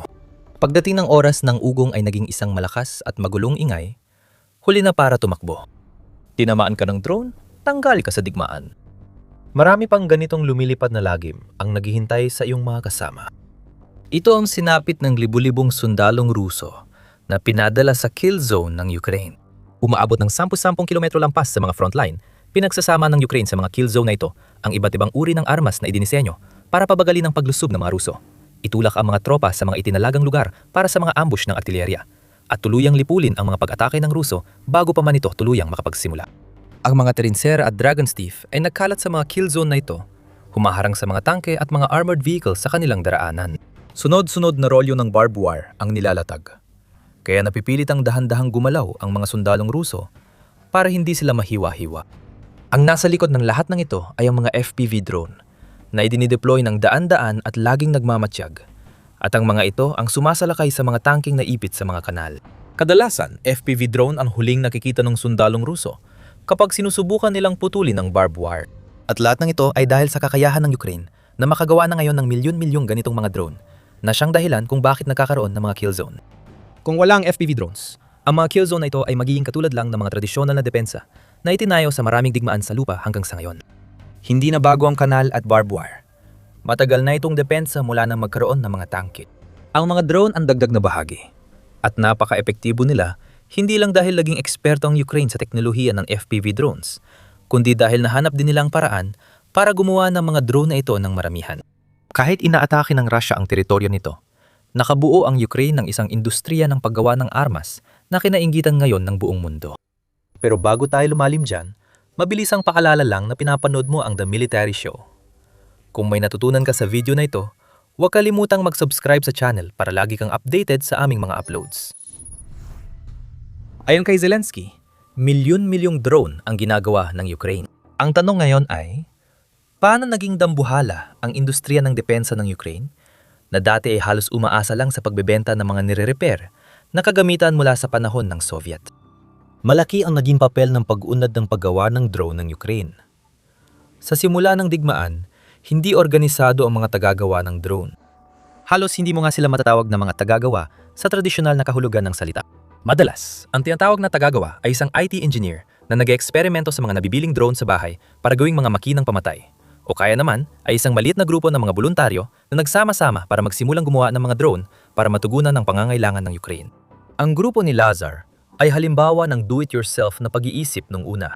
Ngayon, Isa na sa pinakamahahalagang unit ng drone sa militar ng Ukraine, ang grupong sinimula ng dating Ukrainian TV producer na may pondo at hangaring gumawa ng mga drone. Kasama ang mga volunteer, ginawa mismo ito ng producer. Ngayon, deputy commander na siya ng Ukrainian Air Force, si Pavlo Yelizarov. Ang pag-angat na ito ay sumasalamin sa karanasan ng industriya ng drone at sektor ng depensa ng Ukraine. Sa 4 na taon, ang mga gumagawa ng drone sa Ukraine ay mula sa mga lihim na operasyon sa basement, naging ganap na negosyo nagbibigay sa Ukraine ng bentahe sa digmaan at posibleng maging pundasyon ng ekonomiya pagkatapos nito. Ang drone maker sa Ukraine ay nailista na sa Nasdaq, tulad ng AI startup na Swarmer. Ang iba pang mga tagagawa ay nag-aanunsyo ng mga kasunduan sa mga kumpanya sa US at Europa na nagdadala ng kinakailangang pamumuhunan na nagpapahintulot sa kanila na dagdagan ang dami ng produksyon at bumuo ng susunod na henerasyon ng mga FPV drone na magpaparusa sa mga sundalong Ruso sa Ukraine. Ang mga numero pa lang ay nagpapakita kung gaano kalaki ang naging papel ng mga drone sa pagpapalawak ng sektor ng depensa ng Ukraine. Bago ang pananakop ni Putin noong 2022, 42 kulang sa pondo ang depensa ng Ukraine at umaasa lang sa bentahan ng lumang kagamitan. Simula noon, tumaas ng malaki ang halaga nito. Sabi ng Kyiv School of Economics, ang sektor ng depensa ng Ukraine ay nagkakahalaga na ng $6.8 bilyong, 6 na beses na mas mataas kaysa noong 2021. Ang Ukraine ay may humigit kumulang 1,200 pribadong kumpanyang pangdepensa na kapag pinagsama ay may kakayahang gumawa ng armas na nagkakahalaga ng $50 bilyong kung makakakuha sila ng tamang puhunan. Nakapagtayo ang Ukraine ng isang industriya na nagkakahalaga ng $50 bilyong sa loob ng 4 na taon, habang bumabagsak ang mga bomba sa paligid. Ang mga drone ang nasa sentro ng lahat ng ito. Isa sa mahahalagang dahilan sa pagsasaayos ng produksyon ng drone ng Ukraine ang Brave One system. Inilunsad noong Abril 2023. Ang Brave One ay programang pag-aari ng Estado ng Ukraine na nagbibigay ng grant sa mga tagagawa ng drone at armas. $10 milyong ang inilalaan sa programang ito para tulungan ang mga drone maker ng Ukraine na makapagtayo ng negosyo, hindi lang mag-operate sa basement. Ang nabanggit kaninang Swarmer ay isa sa maraming nakinabang sa Brave One. Nakatulong ang $48,000 na pamumuhunan ng Brave One sa Nasdaq-listed na kumpanya para lumago ito at maging matagumpay ngayon. Ngayon, lumalabas na ang mas tradisyonal na mekanismo ng negosyo para sa produksyon ng drone na binanggit ni Zelensky.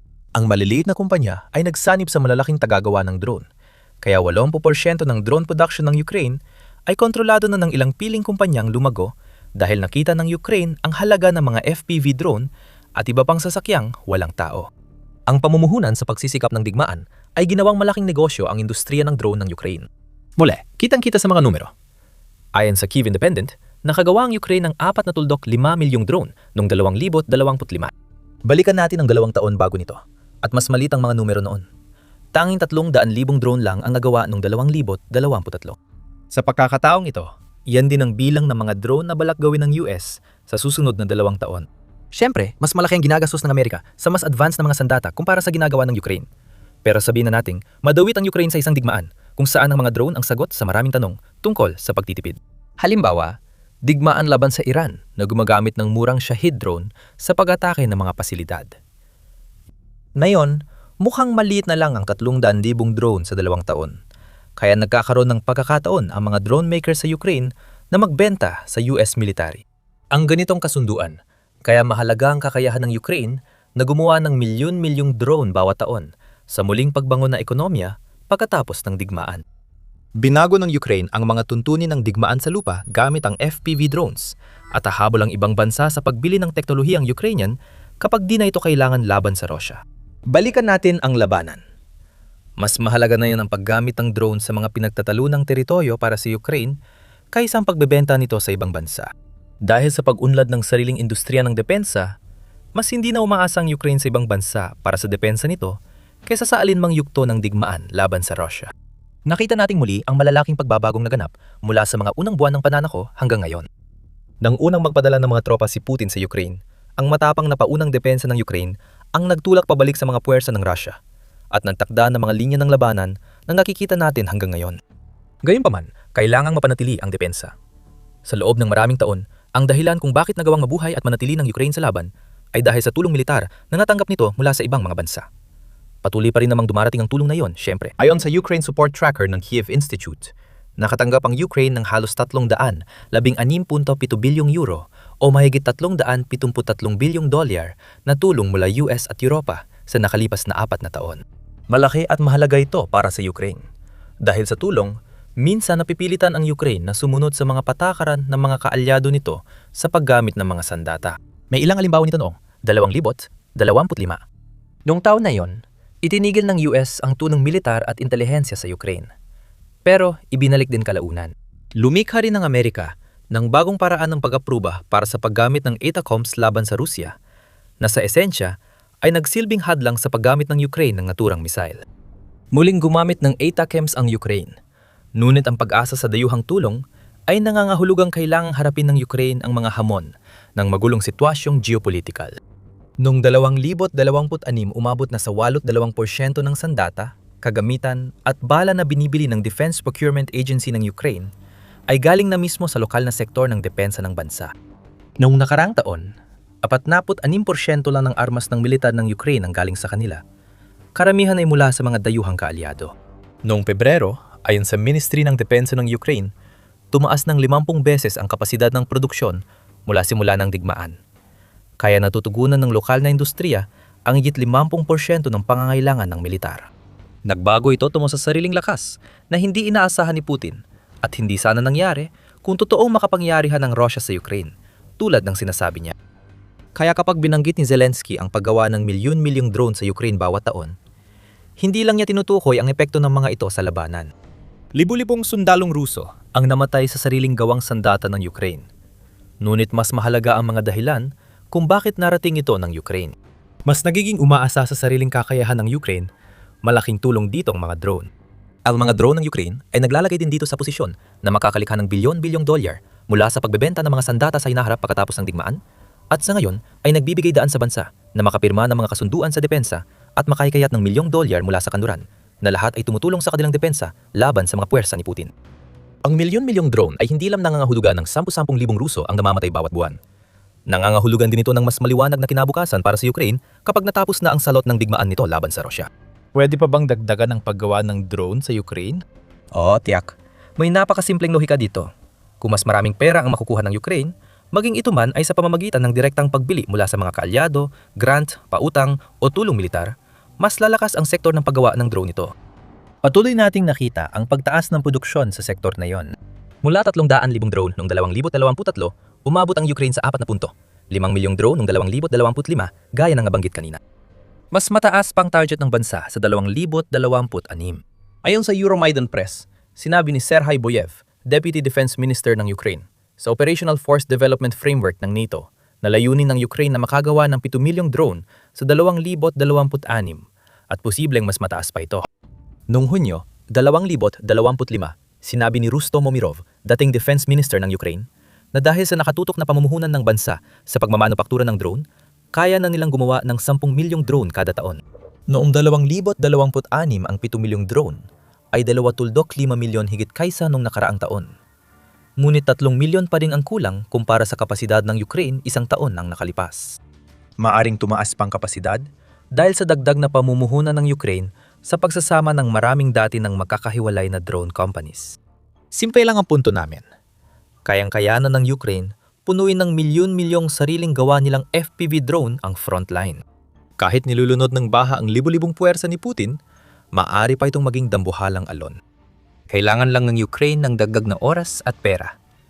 Kung makuha nila ito, ang drone revolution na sinimula ng Ukraine ang magliligtas sa bansa, ngayon at sa hinaharap. Ngayon, FPV drones ang focus ng video na ito. Pero marami pang kayang gawin ng Ukraine. May isang bagay na tila lumalabag sa pisika na pumapatay sa mga Ruso sa Ukraine. Hindi nakikita, hindi natutukoy, hindi mapipigilan. Kamanghamanghang, gawa ito ng pagmamanupaktura. Nagsimula na ng opensibang posibleng magpanalo ng digmaan ang pinakalihim na sandatang Black Project ng Ukraine. Ngunit tahimik sila tungkol dito. May tagong sandata silang alam na makakatulong para manalo sa digmaan at alam nating nasa himpapawid ito. Nagpapanik ang Russia rito. May ilang Russian sources na kumukontra sa kwento ng Kremlin para ipabatid sa mundo ang bagong kinatatakutang sandata ng Ukraine sa himpapawid. Ang Ukraine ay gumagamit ng bagong henerasyon ng mga tactical na drone na mas pinahusay kumpara sa lahat ng nagawa na ng bansa hanggang ngayon. Mas malayong lipad ng mga drone ito kaysa sa mga dating gamit ng Ukraine sa frontline. Hindi sila nadedetect ng mga detektor ng Russia para sa paparating na drone ng Ukraine. At hindi rin sila naapektuhan ng jamming at ibang EW techniques ng Russia. Ang mga drone na yon ay nagsimulang mangibabaw sa labanan sa loob ng Ukraine. At ang tanging dahilan kung bakit natin alam na umiral sila ay dahil nagrereklamo ang mga Ruso tungkol sa kanila. Sinimulan ng gamitin ng AFU ang mga Martian para sa mga pag-atake laban sa Holivka. Sigaw ng headline mula sa NC ang balita ng Russia na TASS noong 8 ng Abril. Ipinapakita ng pagtawag ng TASS sa mga drone bilang Martian na parang hindi galing sa mundo ang mga bagong sandatang ito. Narito ang hindi nakikitang drone na lumalabag sa mga batas ng pisika habang lumilipad.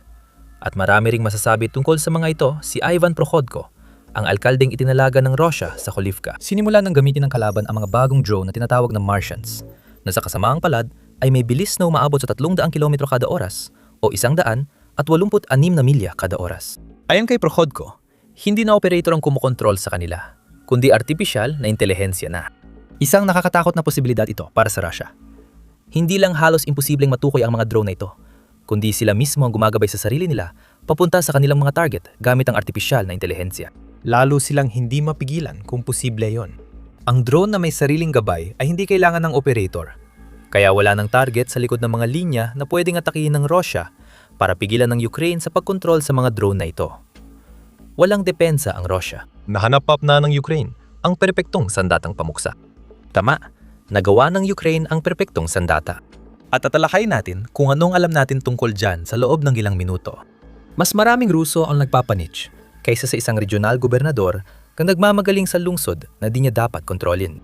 Nagbigay pa ng ilang pahiwatig si Prokhotko na nagsasabing ang mga drone ng Ukraine ay hindi natutukoy ng mga electronic warfare system at hindi rin sila nakikita ng mga drone detector. Si Apti Alaudinov, commander ng Chechen Special Forces, at ngayon prodigma ang military blogger ng Russia, ang nagbunyag ng totoong nangyayari sa likod ng Kremlin tungkol sa pinakawalan ng Ukraine laban sa mga puwersa ni Putin. Sa video noong Abril 6, sinabi ni Alaudinov na winawasak ng mga bagong drone ng Ukraine ang logistics ng Russia sa frontline at malapit na likuran. Nagpakilala ang Ukraine ng drone ng bagong henerasyon na nagdudulot ng malaking hamon sa logistics. Gumagana ang mga drone na ito araw-gabi at di maririnig, maliban sa huling segundo bago sila sumisid, gaya sa video.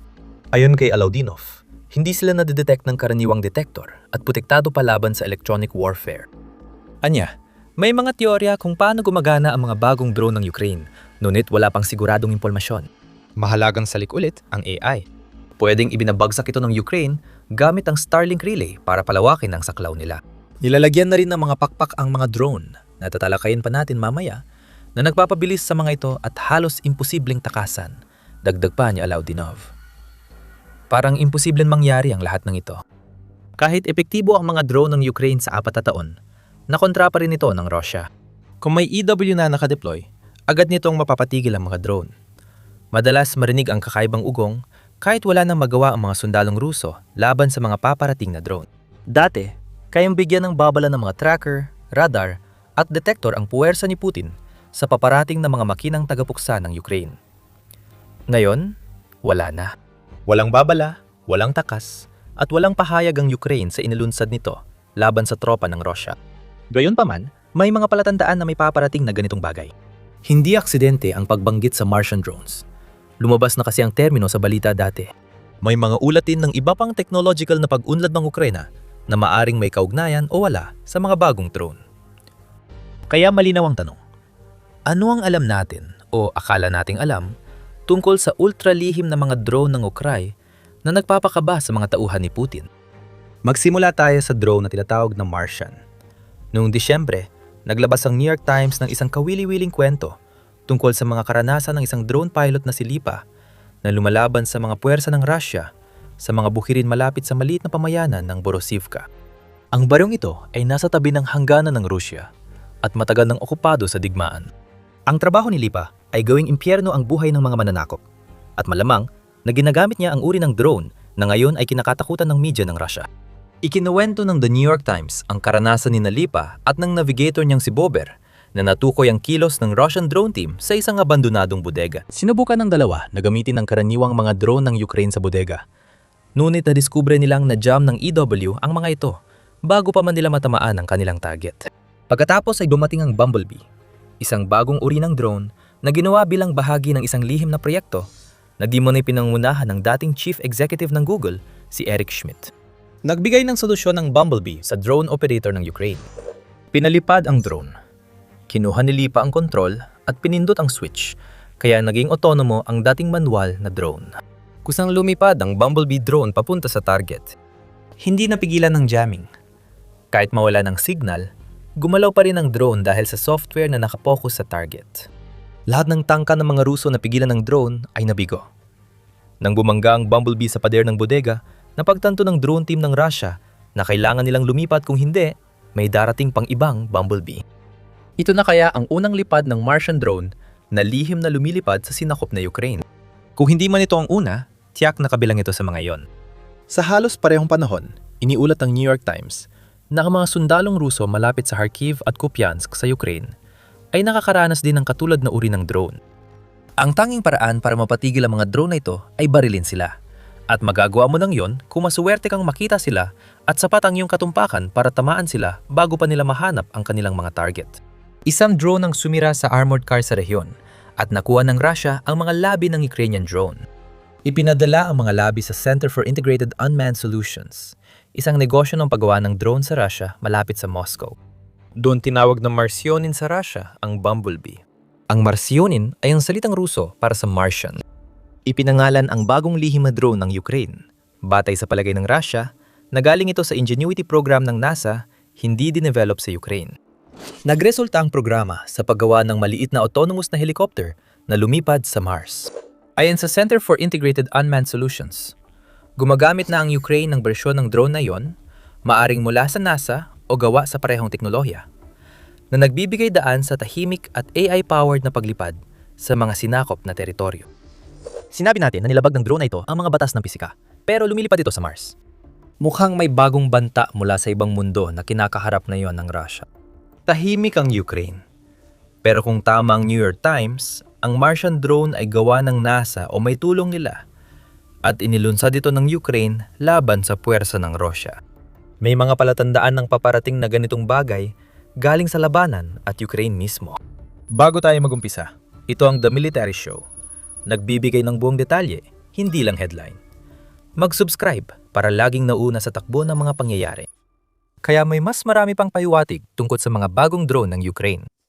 Ang ilan sa mga pahiwatig na ito ay galing sa mga kumpanyang Ukrainian. Noong Disyembre 5, iniulat ng United 24 Media na nagsimulang magbigay ang kumpanyang Ukrainian na DoD solution sa sandatahang lakas ng Ukraine ng bagong AI-based na auto-guidance system na kayang mag-lock sa gumagalaw na target.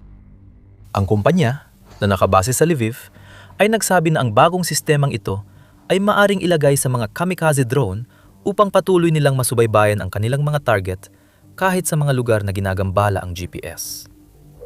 Sa madaling salita, hindi uubra ang jamming. Walang silbi ang spoofing.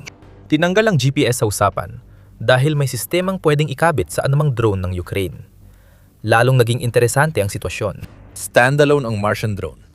Pero ang teknolohiya nito o kahalintulad ay maaring gamitin sa buong Ukraine. Noong Marso, nagsimula ng talakayin ng Ministry of Defense ng Ukraine ang bagong drone technology. Sa isang post sa Telegram, ayon kay Mikhailo Fedorov, Ministro ng Depensa ng Ukraine, sinimula na ng Ukraine ang pagsubok ng bagong henerasyon ng bomber drone sa Brave One testing ground.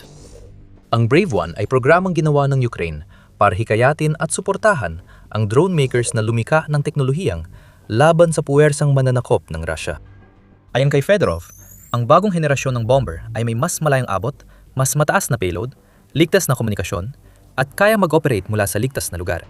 Bago pa idagdag na sinusubukan ng Ukraine ang parehong maliliit at mabibigat na bomber, kung saan ang una ay ginagamit laban sa mga sundalong impanterya at magagaan na kagamitan, habang ang huli naman ay para sa mga fortifikasyon at mabibigat na kagamitan.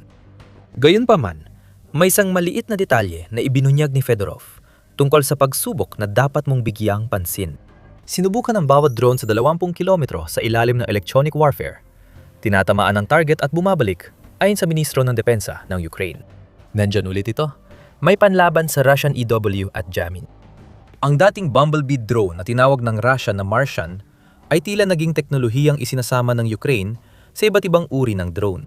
Mga long-range bomber drone, mga short-range na magagaan na bomber na kayang puksay ng impanterya. At syempre, nariyan din ang mga pakpak. Hindi mo naman siguro nakalimutan yon, di ba? Ipaalala natin ulit.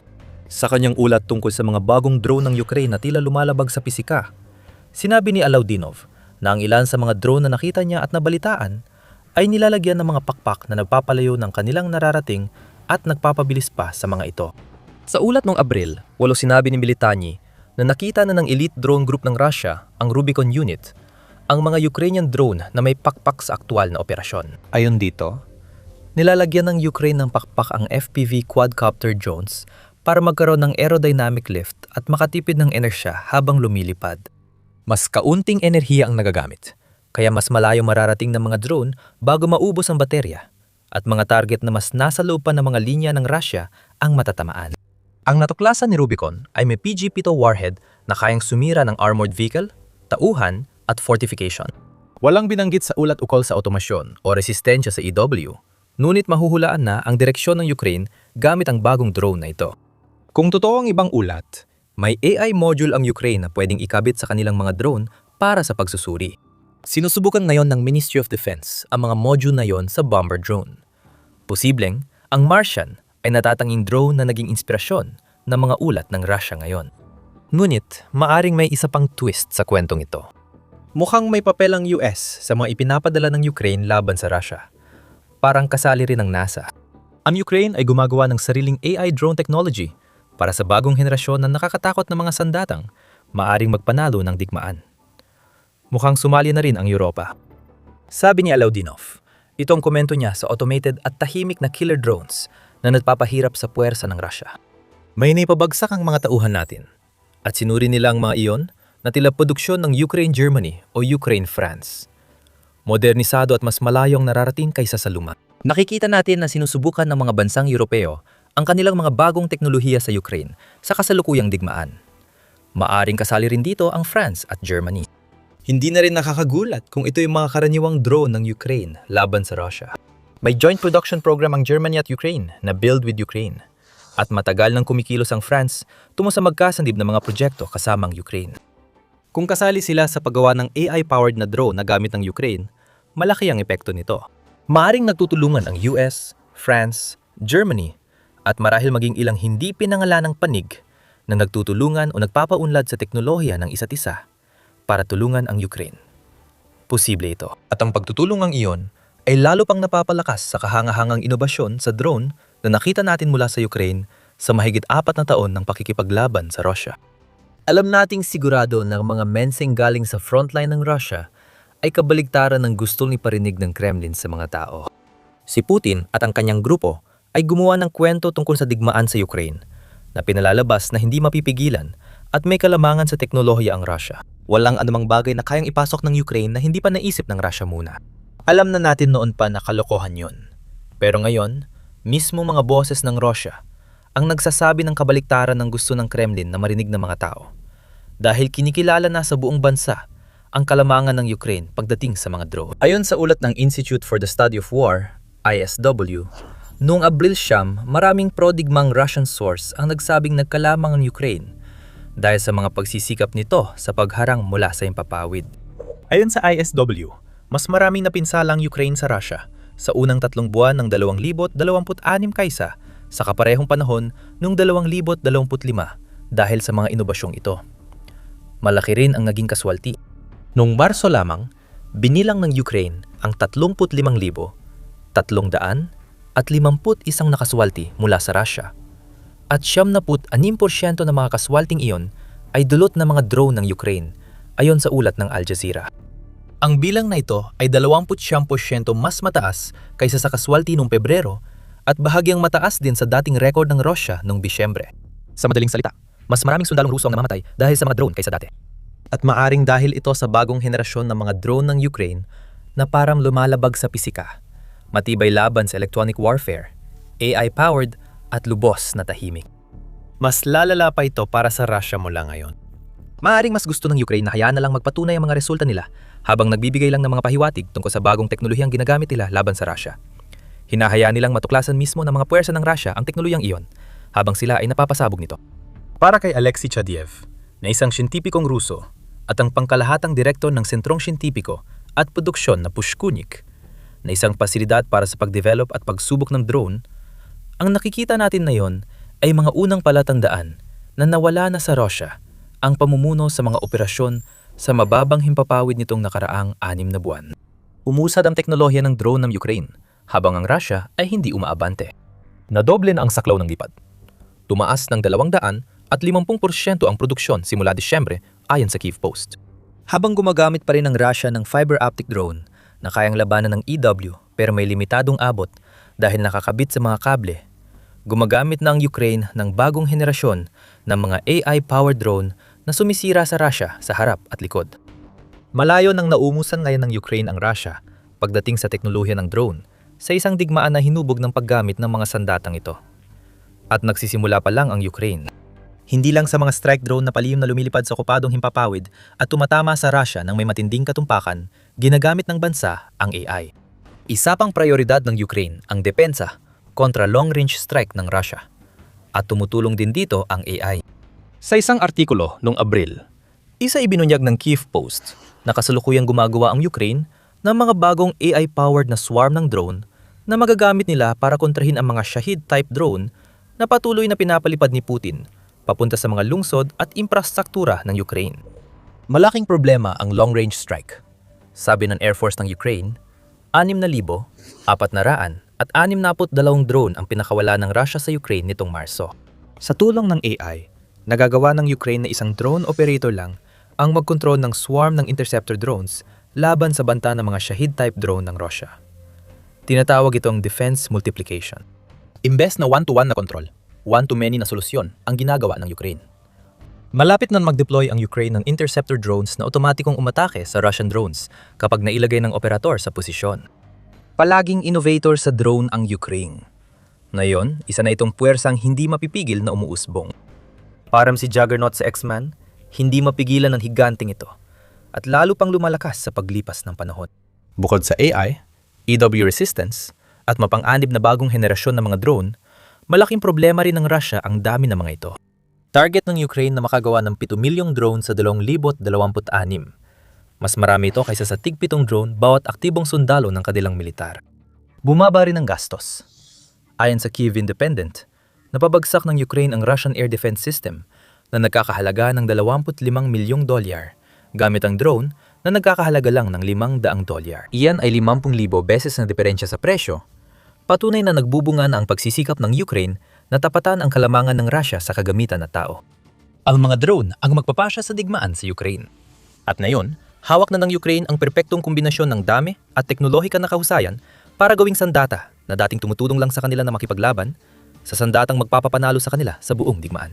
Patuloy ding dumarating ang mga bagong teknolohiya. Nabanggit namin na sumasali na rin ang US at ilang bansang Europa sa drone revolution sa Ukraine. May isa pang bansang sumali sa laban na hindi inaasahan ng Russia. Ito ang isa sa ilang larangan ng digmaan sa Ukraine kung saan masasabi ng Russia na may kalamangan sila. Isang taktikang nabuo dahil sa napakalaking dami para sirain ang infrastruktura ng Ukraine at puksain ang mga sundalong Ukrainian. Pero nabaliktad ng Ukraine ang lahat. Ngayon, naralamangan na ng Ukraine ang Russia sa isang bagay na talagang nakakatakot. Ang tanging digmaan na mahalaga ay napapanalunan na ng Ukraine habang nangingibabaw ang kanilang mga strike drone. Tapos ng Russia, habang ngayon pa lang nagsisimula ang Ukraine. Sa unang pagkakataon mula nang simula ni Putin ang pananakop, mas maraming strike drone ang ipinapakalat ng Ukraine kaysa sa Russia sa mga frontline. Ayon sa Deputy Head ng Office of the President na si Pavlo Palisa, napakalaki at lalo pang lalawak ang agwat. Mas mataas na ngayon ang ratio ng paggamit natin ng strike drone sa front strike kumpara sa kalaban. 1.3 sa isa, pabor sa atin. Ibig sabihin, gumagamit tayo ng 30% mas maraming strike drone kaysa kalaban, kaya nagkakaroon tayo ng resulta. Hindi mapag-alinlanganan ang mga resulta. Habang inilulunsad ni Putin ang spring offensive ng Russia sa estratehiyang magtapon ng mas maraming tao laban sa depensa ng Ukraine, tumataas ang casualty rate ng Russia. Noong Marso, 33,988 sundalong Ruso ang napatay o nasugatan ng Ukraine, sa pamamagitan lamang ng mga drone strike. Sa Donetsk, kung saan desperadong itinutulak ng Russia ang opensiba nito para makuha ang oblast na nasa tuktok ng listahan ng prioridad ni Putin, malaking papel ang ginagampanan ng drone ng Ukraine sa pagkawala ng 316 sundalong Ruso sa bawat kilometro kwadradong nasasakop nila. Kilala ito bilang drone-based attrition. Ngayong lamang ng Ukraine sa Russia sa strike drone, lalo pa itong magiging mapaminsala para sa puwersa ni Putin. Ang fiber optic drone na dating kalamangan ng Russia ay malinaw na halimbawa ng pagbabago ng sitwasyon na yon sa harapan. Ang mga drone na ito na may kable at kaya't halos hindi naapektuhan ng jamming at iba pang teknik ng electronic warfare na umaapekto sa ibang uri ng FPV drone ay matagal nang naging sakit ng ulo ng depensa ng Ukraine. Ngayon, sila nang dekabling tinik sa tagiliran ng Russia. Ayon kay Pulisa, 32% ng araw-araw na drone strikes ng Ukraine sa buong linya ng labanan ay gumagamit na ngayon ng fiber optic system. Para sa Rusya, mas mababa ang bilang na yon, umaabot lamang sa 24%. Ipinapakita nito na mas hirap na yon ang Russia sa pagkoordina ng fiber optic drone strikes kumpara dati. At ang paghihirap na yon ay lumalabas mismo sa panahon kung kailan mas umaasa na ngayon ang Ukraine sa paggamit ng ganitong uri ng strike drone kaysa dati. Hindi naman laging pabor si Ukraine ang mga nangyayari. Bagamat kahanga-hanga ang pagbabago, napansin ni Palisa na ang Ukraine ay nakakasabay lang sa kalidad ng fiber optic drone ng Russia, kahit mas marami sila. Sa ibang bansa, sapat na yon. Sa Ukraine, senyales ito na dapat pa nilang paghusayin ng strike drones hanggang sa malamangan nilang Russia sa lahat ng posibleng antas. Bagaman may kalamangan ng Ukraine, may ilang lugar pa rin na hawak ng Russia kung saan mas naungusan ng kanilang estratehiya sa strike drone ang sa Ukraine. May mga lugar kung saan pinatutuunan ng mga Ruso ang kanilang pagsisikap at sinusubukang lumikha ng kalamangan sa mababang bahagi ng himpapawid upang matiyak, una sa lahat, ang posibilidad ng taktikal na tagumpay para sa kanilang mga unit sa lupa, ayon kay Pulisa. Gayunpaman, wala sa mga ito ang nakakabawas sa mga naabot ng Ukraine. Malaking pagbabago ito sa labanan na desperadong pigilan ng Russia. Kailangan makahanap ng sagot ang Russia sa lalong madaling panahon. Bagaman walang may inaasahang ganitong pagbabago, may isa pang bahagi na may kinalaman sa drone kung saan nagsimula na ring mangibabaw ang Ukraine laban sa Russia. Pag-uusapan natin ang ikalawang bahaging yon mamaya. Sa strike drone, naging susi sa tagumpay ng Ukraine ang mabilisang kill zones na sumasaklaw ng ilang milya sa paligid ng mga pinatibay na rehiyong ipinagtatanggol nito. Ang mga kill zone ay puno ng reconnaissance at strike drones na patuloy naghahanap ng mga sundalong Ruso na sumusubok pumasok sa likod ng linya ng Ukraine. Namamamatahan ng mga sundalo at kagamitan sa kapinapasabog ng mga drone. Palaging nangyayari ito sa buong linya ng labanan, kaya mataas ang bilang ng mga casualty sa opensiba ng Russia ngayon tagsibol. Ayon sa Forbes, tugon ng Russia sa isung ito ang paggamit ng swarm ng mga drone na inaasang makakatulong laban sa kill zone strategy ng Ukraine. Naniniwala ang Russia na gamit ang autonomous na swarm ng mga drone, papapalusot nila ang depensa ng Ukraine at magagawang makapasok ang kanilang mga sundalo para umatake. May partikular na lohika sa ganitong paraan. Pero meron din itong mga kahinaan. Mas maraming strike drone ang ginagawa ng Ukraine kaysa Russia. 30% na mas mataas kung tama si Pulisa. Kaagad, ibig sabihin nito ay may problema sa bilang ang swarm strategy ng Russia na nagpapahiwatig na maari lang itong gamitin ng limitado lamang sa mga linya ng harapan. Kailangan din ng mga operator para sa mga swarm na ito. Oo, maaaring may kaunting autonomya sila. Pero kailangan pa rin ng mga operator ang mga drone kahit pa para lang mailagay sila sa posisyon at mapalipad. Kailangang ilagay ng mga operator na yon ang kanilang sarili sa loob ng abot ng mga strike drone ng Ukraine at ibig sabihin nito, nagiging mga target sila. Dahil hindi perpekto ang panukalang kontra ng Russia sa kalamangan ng Ukraine sa drone, na yon ay may kalayaan ng Ukraine na mas gamitin pa ang bagong kalamangan na nilikha nito para sa sarili nila. Gaya ng madalas gawin ng Ukraine, pinupunan nito ang nag-iisang puwang na nabanggit na natin. Sabi ng pulisya, ang kalidad, bagamat hindi naman direktang problema, ay isang bagay na maaring pagbutihin ng Ukraine pagdating sa strike drone. Sa ngayon, pantay sila ng Russia sa aspetong yon at may kalamangan sila pagdating sa dami. May mga bagong teknolohiya sa labanan na nagpapalakas at nagpapadagdag panganib sa mga strike drone ng Ukraine kumpara dati. Malaki ang papel ng artificial intelligence sa pagsisikap ng Ukraine na mangguna sa kalidad. Ayon sa Kyiv Post, noong Abril, naglabas ang militar ng Ukraine ng bagong AI-powered tactical drone na hindi kayang i-jam at mahirap ma-detect ng radar na tumutukoy sa electronic signatures ng mga drone. Hindi lang mahirap pabagsakin ng mga bagong AI drone, mas malayo rin ang abot nila kaysa sa strike drone ng Ukraine. Sabi ng Kyiv Post, ang bagong drones ng Ukraine ay kayang maglakbay ng halos doble kaysa sa mga drone na kasalukuyan ng pumapatay ng libu-libong sundalong Ruso. Dahil dito, nagiging mas maraming gamit at mas mapanganib ang mga ito. Nagbibigay ito ng oportunidad sa Ukraine na gamitin ng AI-powered strike drone sa loob ng Russia at sa mga sinakop na rehiyon ng Ukraine. Sinusunggaban na ang mga oportunidad na yon. At sa isang pambihirang pagkakataon, may isang opisyal ng Russia na dapat nating pasalamatan sa pagbubunyag ng katotohanan. Si Ivan Prokhotko, alkaldeng itinalaga ng Russia sa sinakop na lungsod ng Holivka, ay nagsabing nakita niya mismo ang bagong AI-powered na drone swarm ng Ukraine. Sinimula na raw gamitin ng kalaban ang mga bagong drone na tinatawag na Martians, na sa kasamaang palad ay may bilis na hanggang 300 kilometro o 186 na milya bawat oras. Hindi na pinapalipad sa ilalim ng gabay ng operator, kundi kinukontrol na ng artificial intelligence, ayon sa ulat ng Kyiv Post kay Prokhotko. Bago pa niya idagdag, hindi sila nadedetect ng mga electronic warfare system at hindi rin sila nakikita ng mga drone detector.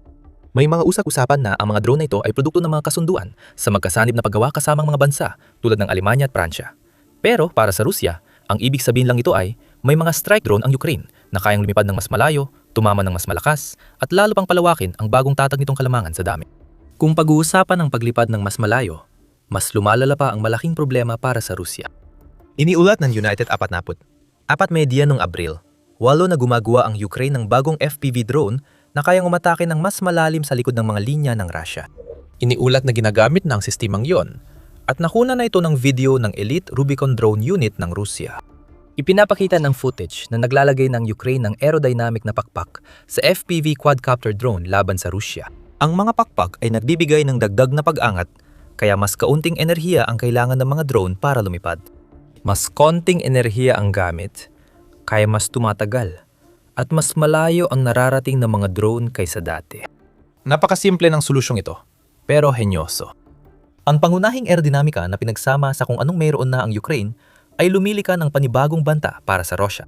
Isama ang mga bagong FPV drone sa mga swarm na pinapagana ng AI na tumatama sa sinakop na teritoryo.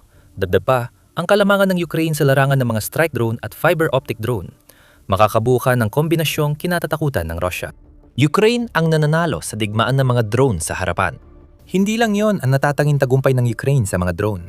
Bago tayo magpatuloy, nanonood ka ng The Military Show.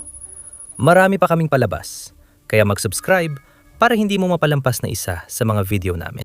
Nananalo ang Ukraine sa drone war sa frontline. Umakasa si Putin na mapanatili ng Russia ang kalamangan sa malalim na pag-atake. Sa ganong paraan man lang, ang pananakot ng Russia sa mga lungsod at sibilyan ng Ukraine ay pwedeng magbigay sa mga sundalo nito ng bentahe sa labanan sa lupa. Pero may masamang balita, Putin.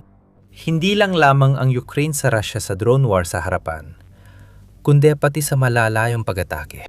Ang estratehiya ng Ukraine ay sirain ang makinarya ng digmaan ng Russia mula sa loob, hindi gumamit ng teroristikong taktika tulad ni Putin. Noong Abril 6 iniulat ng United 44 media na ang nagdaang Marso ang unang buwan mula nang simulan ni Putin ang kanyang pananakop na mas maraming drone ang pinakawalan ng Ukraine laban sa Russia kaysa sa inilunsad ng Russia laban sa Ukraine mula nang magsimula ang pananakop ni Putin. Dahil maaring maapektuhan ng propaganda ang datos, iniulat ng Air Force ng Ukraine na ipinagtanggol nila ang sarili laban sa 6,000, 400 at 62 drone ng Russia noong Marso. Ayon sa Ukraine, 90% ng mga drone ay na-intercept o napigil sa ibang paraan. Ayon sa Ministry of Defense ng Russia, napabagsak ng kanilang air defenses ang 7,347 drone ng Ukraine. Umaasta ang Russia na parang 100% ang tagumpay nila laban sa mga drone ng Ukraine. Pero malinaw na hindi ito totoo at hindi dapat ipagmalaki tulad ng sinasabi ng Defense Ministry ng Russia. Halos 700 mas maraming pangmalayong drone ang inilunsad ng Ukraine kaysa Russia, mapabagsak man o hindi. Isa na namang pagkakaiba sa dami ang lumilitaw. At malinaw na, paborito sa Ukraine. Lalong lumalala ang sitwasyon para sa Russia dahil ang 6,462 drone na inilunsad nito ay record na para sa 2026. Ito ay 28% na mas mataas kaysa sa bilang ng mga drone ng Russia na inilunsad noong Pebrero, na siya namang mas mataas kaysa sa bilang ng mga drone na inilunsad ng Russia noong Enero. Nagpakawala ang Russia ng 52% na mas kaunting missile sa Ukraine noong Marso kaysa Pebrero, na nagpapakita ng pagsubok po na ng mga drone ang kakulangan sa produksyon ng misail. Ibig sabihin, basta na lang binasag ng Ukraine ang drone, record ng Russia para sa 2026. Isa pang malaking kalamangan ni Putin ang unti-unting nawawala. Pinagplanuhan at mapanganib ang malayang kampanya ng Russia na idinisenyo para takutin ang mga sibilyan ng Ukraine. Nakita natin ito noong taglamig nang pinalakas ng Russia ang malalayang pag-atake habang bumababa sa -4 na degrees Fahrenheit ang temperatura sa Ukraine. Sinamantala ng Russia ang pagkakataon para atakihin ang infrastruktura ng pagpainit at kuryente ng Ukraine, kaya napilitan ng mga tao ron na tiisin ang mas matinding taglamig. Lalo pang dumami at naging madalas ang malalayang pag-atake ng Russia mula simula ng digmaan. Ayon sa bagong tinig ng Ukraine, nagsagawa ang Russia ng 3,010 drone attacks noong 2022. Sa sumunod na taon, halos na doble ito sa 6,011. Noong 2024, umabot ito sa 15,900 at 55. At noong 2025 ay nagkaroon ng 26,300 at 27 drone na pag-atake. Ipinapakita ng numerong ito ang patuloy na pagtaas ng long-range na pag-atake na, ayon sa ulat, pumatay ng 2,100 at 32 Ukrainian na sibilyan sa unang 11 buwan ng 2025. Nadagdag pa ang 10,522 nasugatan pagsapit ng Disyembre sa nakakatakot na bilang ng mga sibilyang biktima ng digmaan. Pinipigilan ng Ukraine ang malalayang pag-atake ng Russia at ginagantian din nila ito sa parehong paraan. Habang tinatarget ni Putin ang mga sibilyan, pumapalo ng mga bagong record ng Ukraine gamit ang mga long at medium range na drone strike na nalalampasan ng kakayahan ng Russia at sumisira ng mahalagang kagamitan at infrastrukturang militar. Matagal ng target ang mga air defense ng Russia at patuloy nila itong pinupuntirya. Noong 2025 winasak ng Security Service ng Ukraine, SBU, ang $4 bilyong na halaga ng kagamitan sa air defense ng Russia. Nagpatuloy ang sistematikong pagsira sa air defense ng Russia hanggang 2026 ayon sa sundalong may call sign na Scholz na nakausap ng Kiev Independent noong Marso. Unti-unti naming binabawasan ng ROC at sinusubukan maubos ang kanilang air defense para mapalawak ang kill zone. Para sa kanilang produksyon, negosyo, kagamitan at punong himpilan, ayon kay Scholz ng ika-413 rehimyento ng mga puwersang unmanned systems ng Ukraine. At tama siya. Mula Hunyo 2025 hanggang Marso 2026, halos 1/4 ng mga atake ng Ukraine sa Russia at sinakop na teritoryo ay tumarget sa air defense infrastructure. At mas marami pa ang nakatuon sa mga anti-access at aerial denial asset ng Russia. Ang ganitong mga pag-atake ang naglatag ng pundasyon na yung nasa pinakamasamang kalagayan ng air defense ng Russia, sinasamantala ito ng Ukraine. Kaya mas maraming long-range drones ang inilulunsad nila ngayon kaysa sa Russia. Hindi naman dahil kulang nun sa bilang ang Ukraine, gusto lang nilang siguraduhin na may saysay ang mga bilang kapag ginamit nila. Kalat-kalat at walang tsak na puntirya ang long-range attacks ng Russia.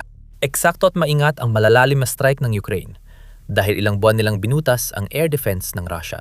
At ang kitalabasan ng lahat ng ito, sabihin na lang natin na ramdam ng Russia ang init ng laban. Sunod-sunod na pag-atake ng Ukraine sa Baltic Oil Terminal ng Russia mula Marso hanggang Abril ang sumira sa imbakan ng langis at nagsara ng 2 pantalan na bumubuo sa 40% ng oil exports ng Russia. Dahil sa pagtaas ng presyo ng langis matapos ang Operation Epic Fury sa Iran, naging saktong timing ng mga pag-atake. Pinuto nila ang lifeline ng langis ng Russia sa mismong panahong sina Putin at ang kanyang mga kasamahan sa Kremlin ay nasa pinakamagandang pwesto para kumita rito sa loob ng maraming taon. Ayon sa ulat ng TVP World, umabot na sa halos $1 bilyong ang nawala sa Russia sa kita mula sa langis. Dahil sa mga pag-atake nito, at naging posible ito dahil sa mga pag-atake ng Ukraine laban sa air defenses ng Russia. Ngayon, inilalabas ng Ukraine ang mga parusang lumilipad sa bilis na hinding-hindi inasahan ni Putin. Ang mga long-range drone ay dinadalang digmaang sinimulan ng Russia pabalik mismo sa kanilang bayan, na naglalagay naman ng pampulitikang pressure kay Putin. Dapat mabilis na sakop ng Russia ang Ukraine sa kanilang espesyal na operasyong militar. Hindi lang napigilan ng Ukraine ang Russia ng mahigit 4 na taon, kundi nangungguna rin sila ngayon sa strike at long-range drone laban sa Russia. Pati malalapit kay Putin, gaya ni dating Defense Minister Sergei Shoigu, ay umaamin na hindi ayon sa plano ang nangyayari sa digmaan kontra Ukraine.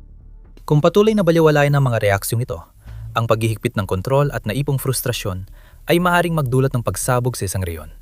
At pagkatapos ay magdulot ng sunod-sunod na reaksyon. Ayon kay Oleksiy Melnik, na co-director ng Foreign Policy at International Security Studies sa Razumkov Center. Nariyan na ang mga sangkap. Hindi pagkakontento sa awtoridad, lumalaking pakiramdam ng kawalan ng seguridad, at tumitinding kawalang katatagan, dagdag ni Melnik. Ilang aspeto ng digmaan na dating ipinagmamalaki ni Putin na panalo siya ay nawala na. Ang pagkakaiwan ng Russia sa digmaang drone ay isa pang dagok kay Pangulong Russo na matagal lang nadungisan ng imahe bilang malakas na pinuno. Pabor na rin sa Ukraine ang labanan sa ekonomiya ng mga drone. Mas marami mang long-range drone ang inilulunsad ng Ukraine kaysa Russia. Kailangang harapin ni Putin na may counter-drone tech din ng Ukraine na nagpapahina sa mga malalayang pag-atake ng Russia. May interceptor drones ng Ukraine na nagkakahalaga ng 1,400 hanggang $2,400 dolyar, sapat na para mapatigil ang Shahid-type drones ng Russia na higit 10 beses ang presyo. Ang galing ng Ukraine sa drone, ang dahilan kung bakit mataas ang demand nito sa gitnang silangan, kung saan pumipirma ang mga bansa sa Gulpo ng mga 10 taong kasunduan sa depensa kasamang Ukraine para makinabang sa kanilang kaalaman at kagamitan mula sa mahigit 4 na taon ng digmaan laban sa Russia. Sa madaling sabi, panalo ang Ukraine sa drone war sa maraming paraan. Pagdating sa bilang, nangungguna ang Ukraine sa parehong mga kategorya ng strike drone at long-range drone. Mukhang hindi magbabago yan sa lalong madaling panahon. Aktibong pinapalawak ng Ukraine ang produksyon ng kanilang mga drone.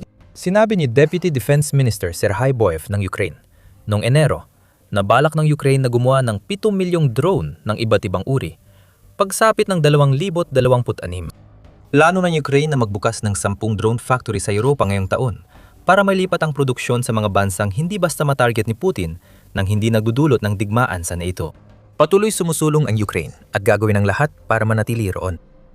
Ipinapakita ng pagbanggit sa Europa at Gulpo kung paano naging maimpluwensyang puwersang geopolitical ang Ukraine dahil sa kanilang mga drone.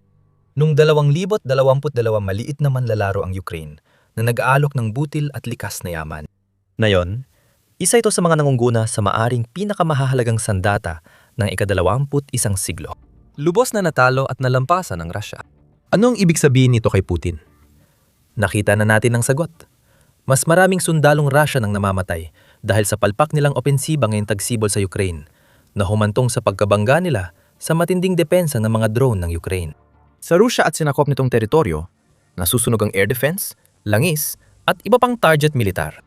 Lumalakas ang impluensya ng Ukraine sa mundo habang humihina si Putin. Mas marami na ngayong drones ang Ukraine. Mas madalas silang nagpapalipad ng strike at long-range drones kaysa dati, higit pa sa kayang harapin ng Russia. Habang pinaplano ang natitirang bahagi ng taong 2026, isang malinaw na bagay, lalo pang nalakas ang Ukraine sa digmaan ng drone. Naparalisa na ang mahalagang rutang Baltic ng Russia. Ipinakita ng Ukraine ang lakas ng kanilang drone sa pag-atake ng isang linggong impyerno sa baybayin ng Russia. Ang mga pantalan na dati itinuturing na hindi kayang galawin ay ngayon ay nasusunog na, at ang epekto nito sa ekonomiya ay sapat na para lalo pang mapag-iwanan ang Russia ng Ukraine sa digmaan ng mga drone. Nasa mas delikadong bahagi na tayo ng digmaan. Panurin ang aming video para sa karagdagang detalye. Kung nagustuhan mo ang video, mag-subscribe sa The Military Show para mapanood ang aming pagsusuri sa mga bagong kaganapan sa digmaan sa Ukraine. Salamat sa panonood.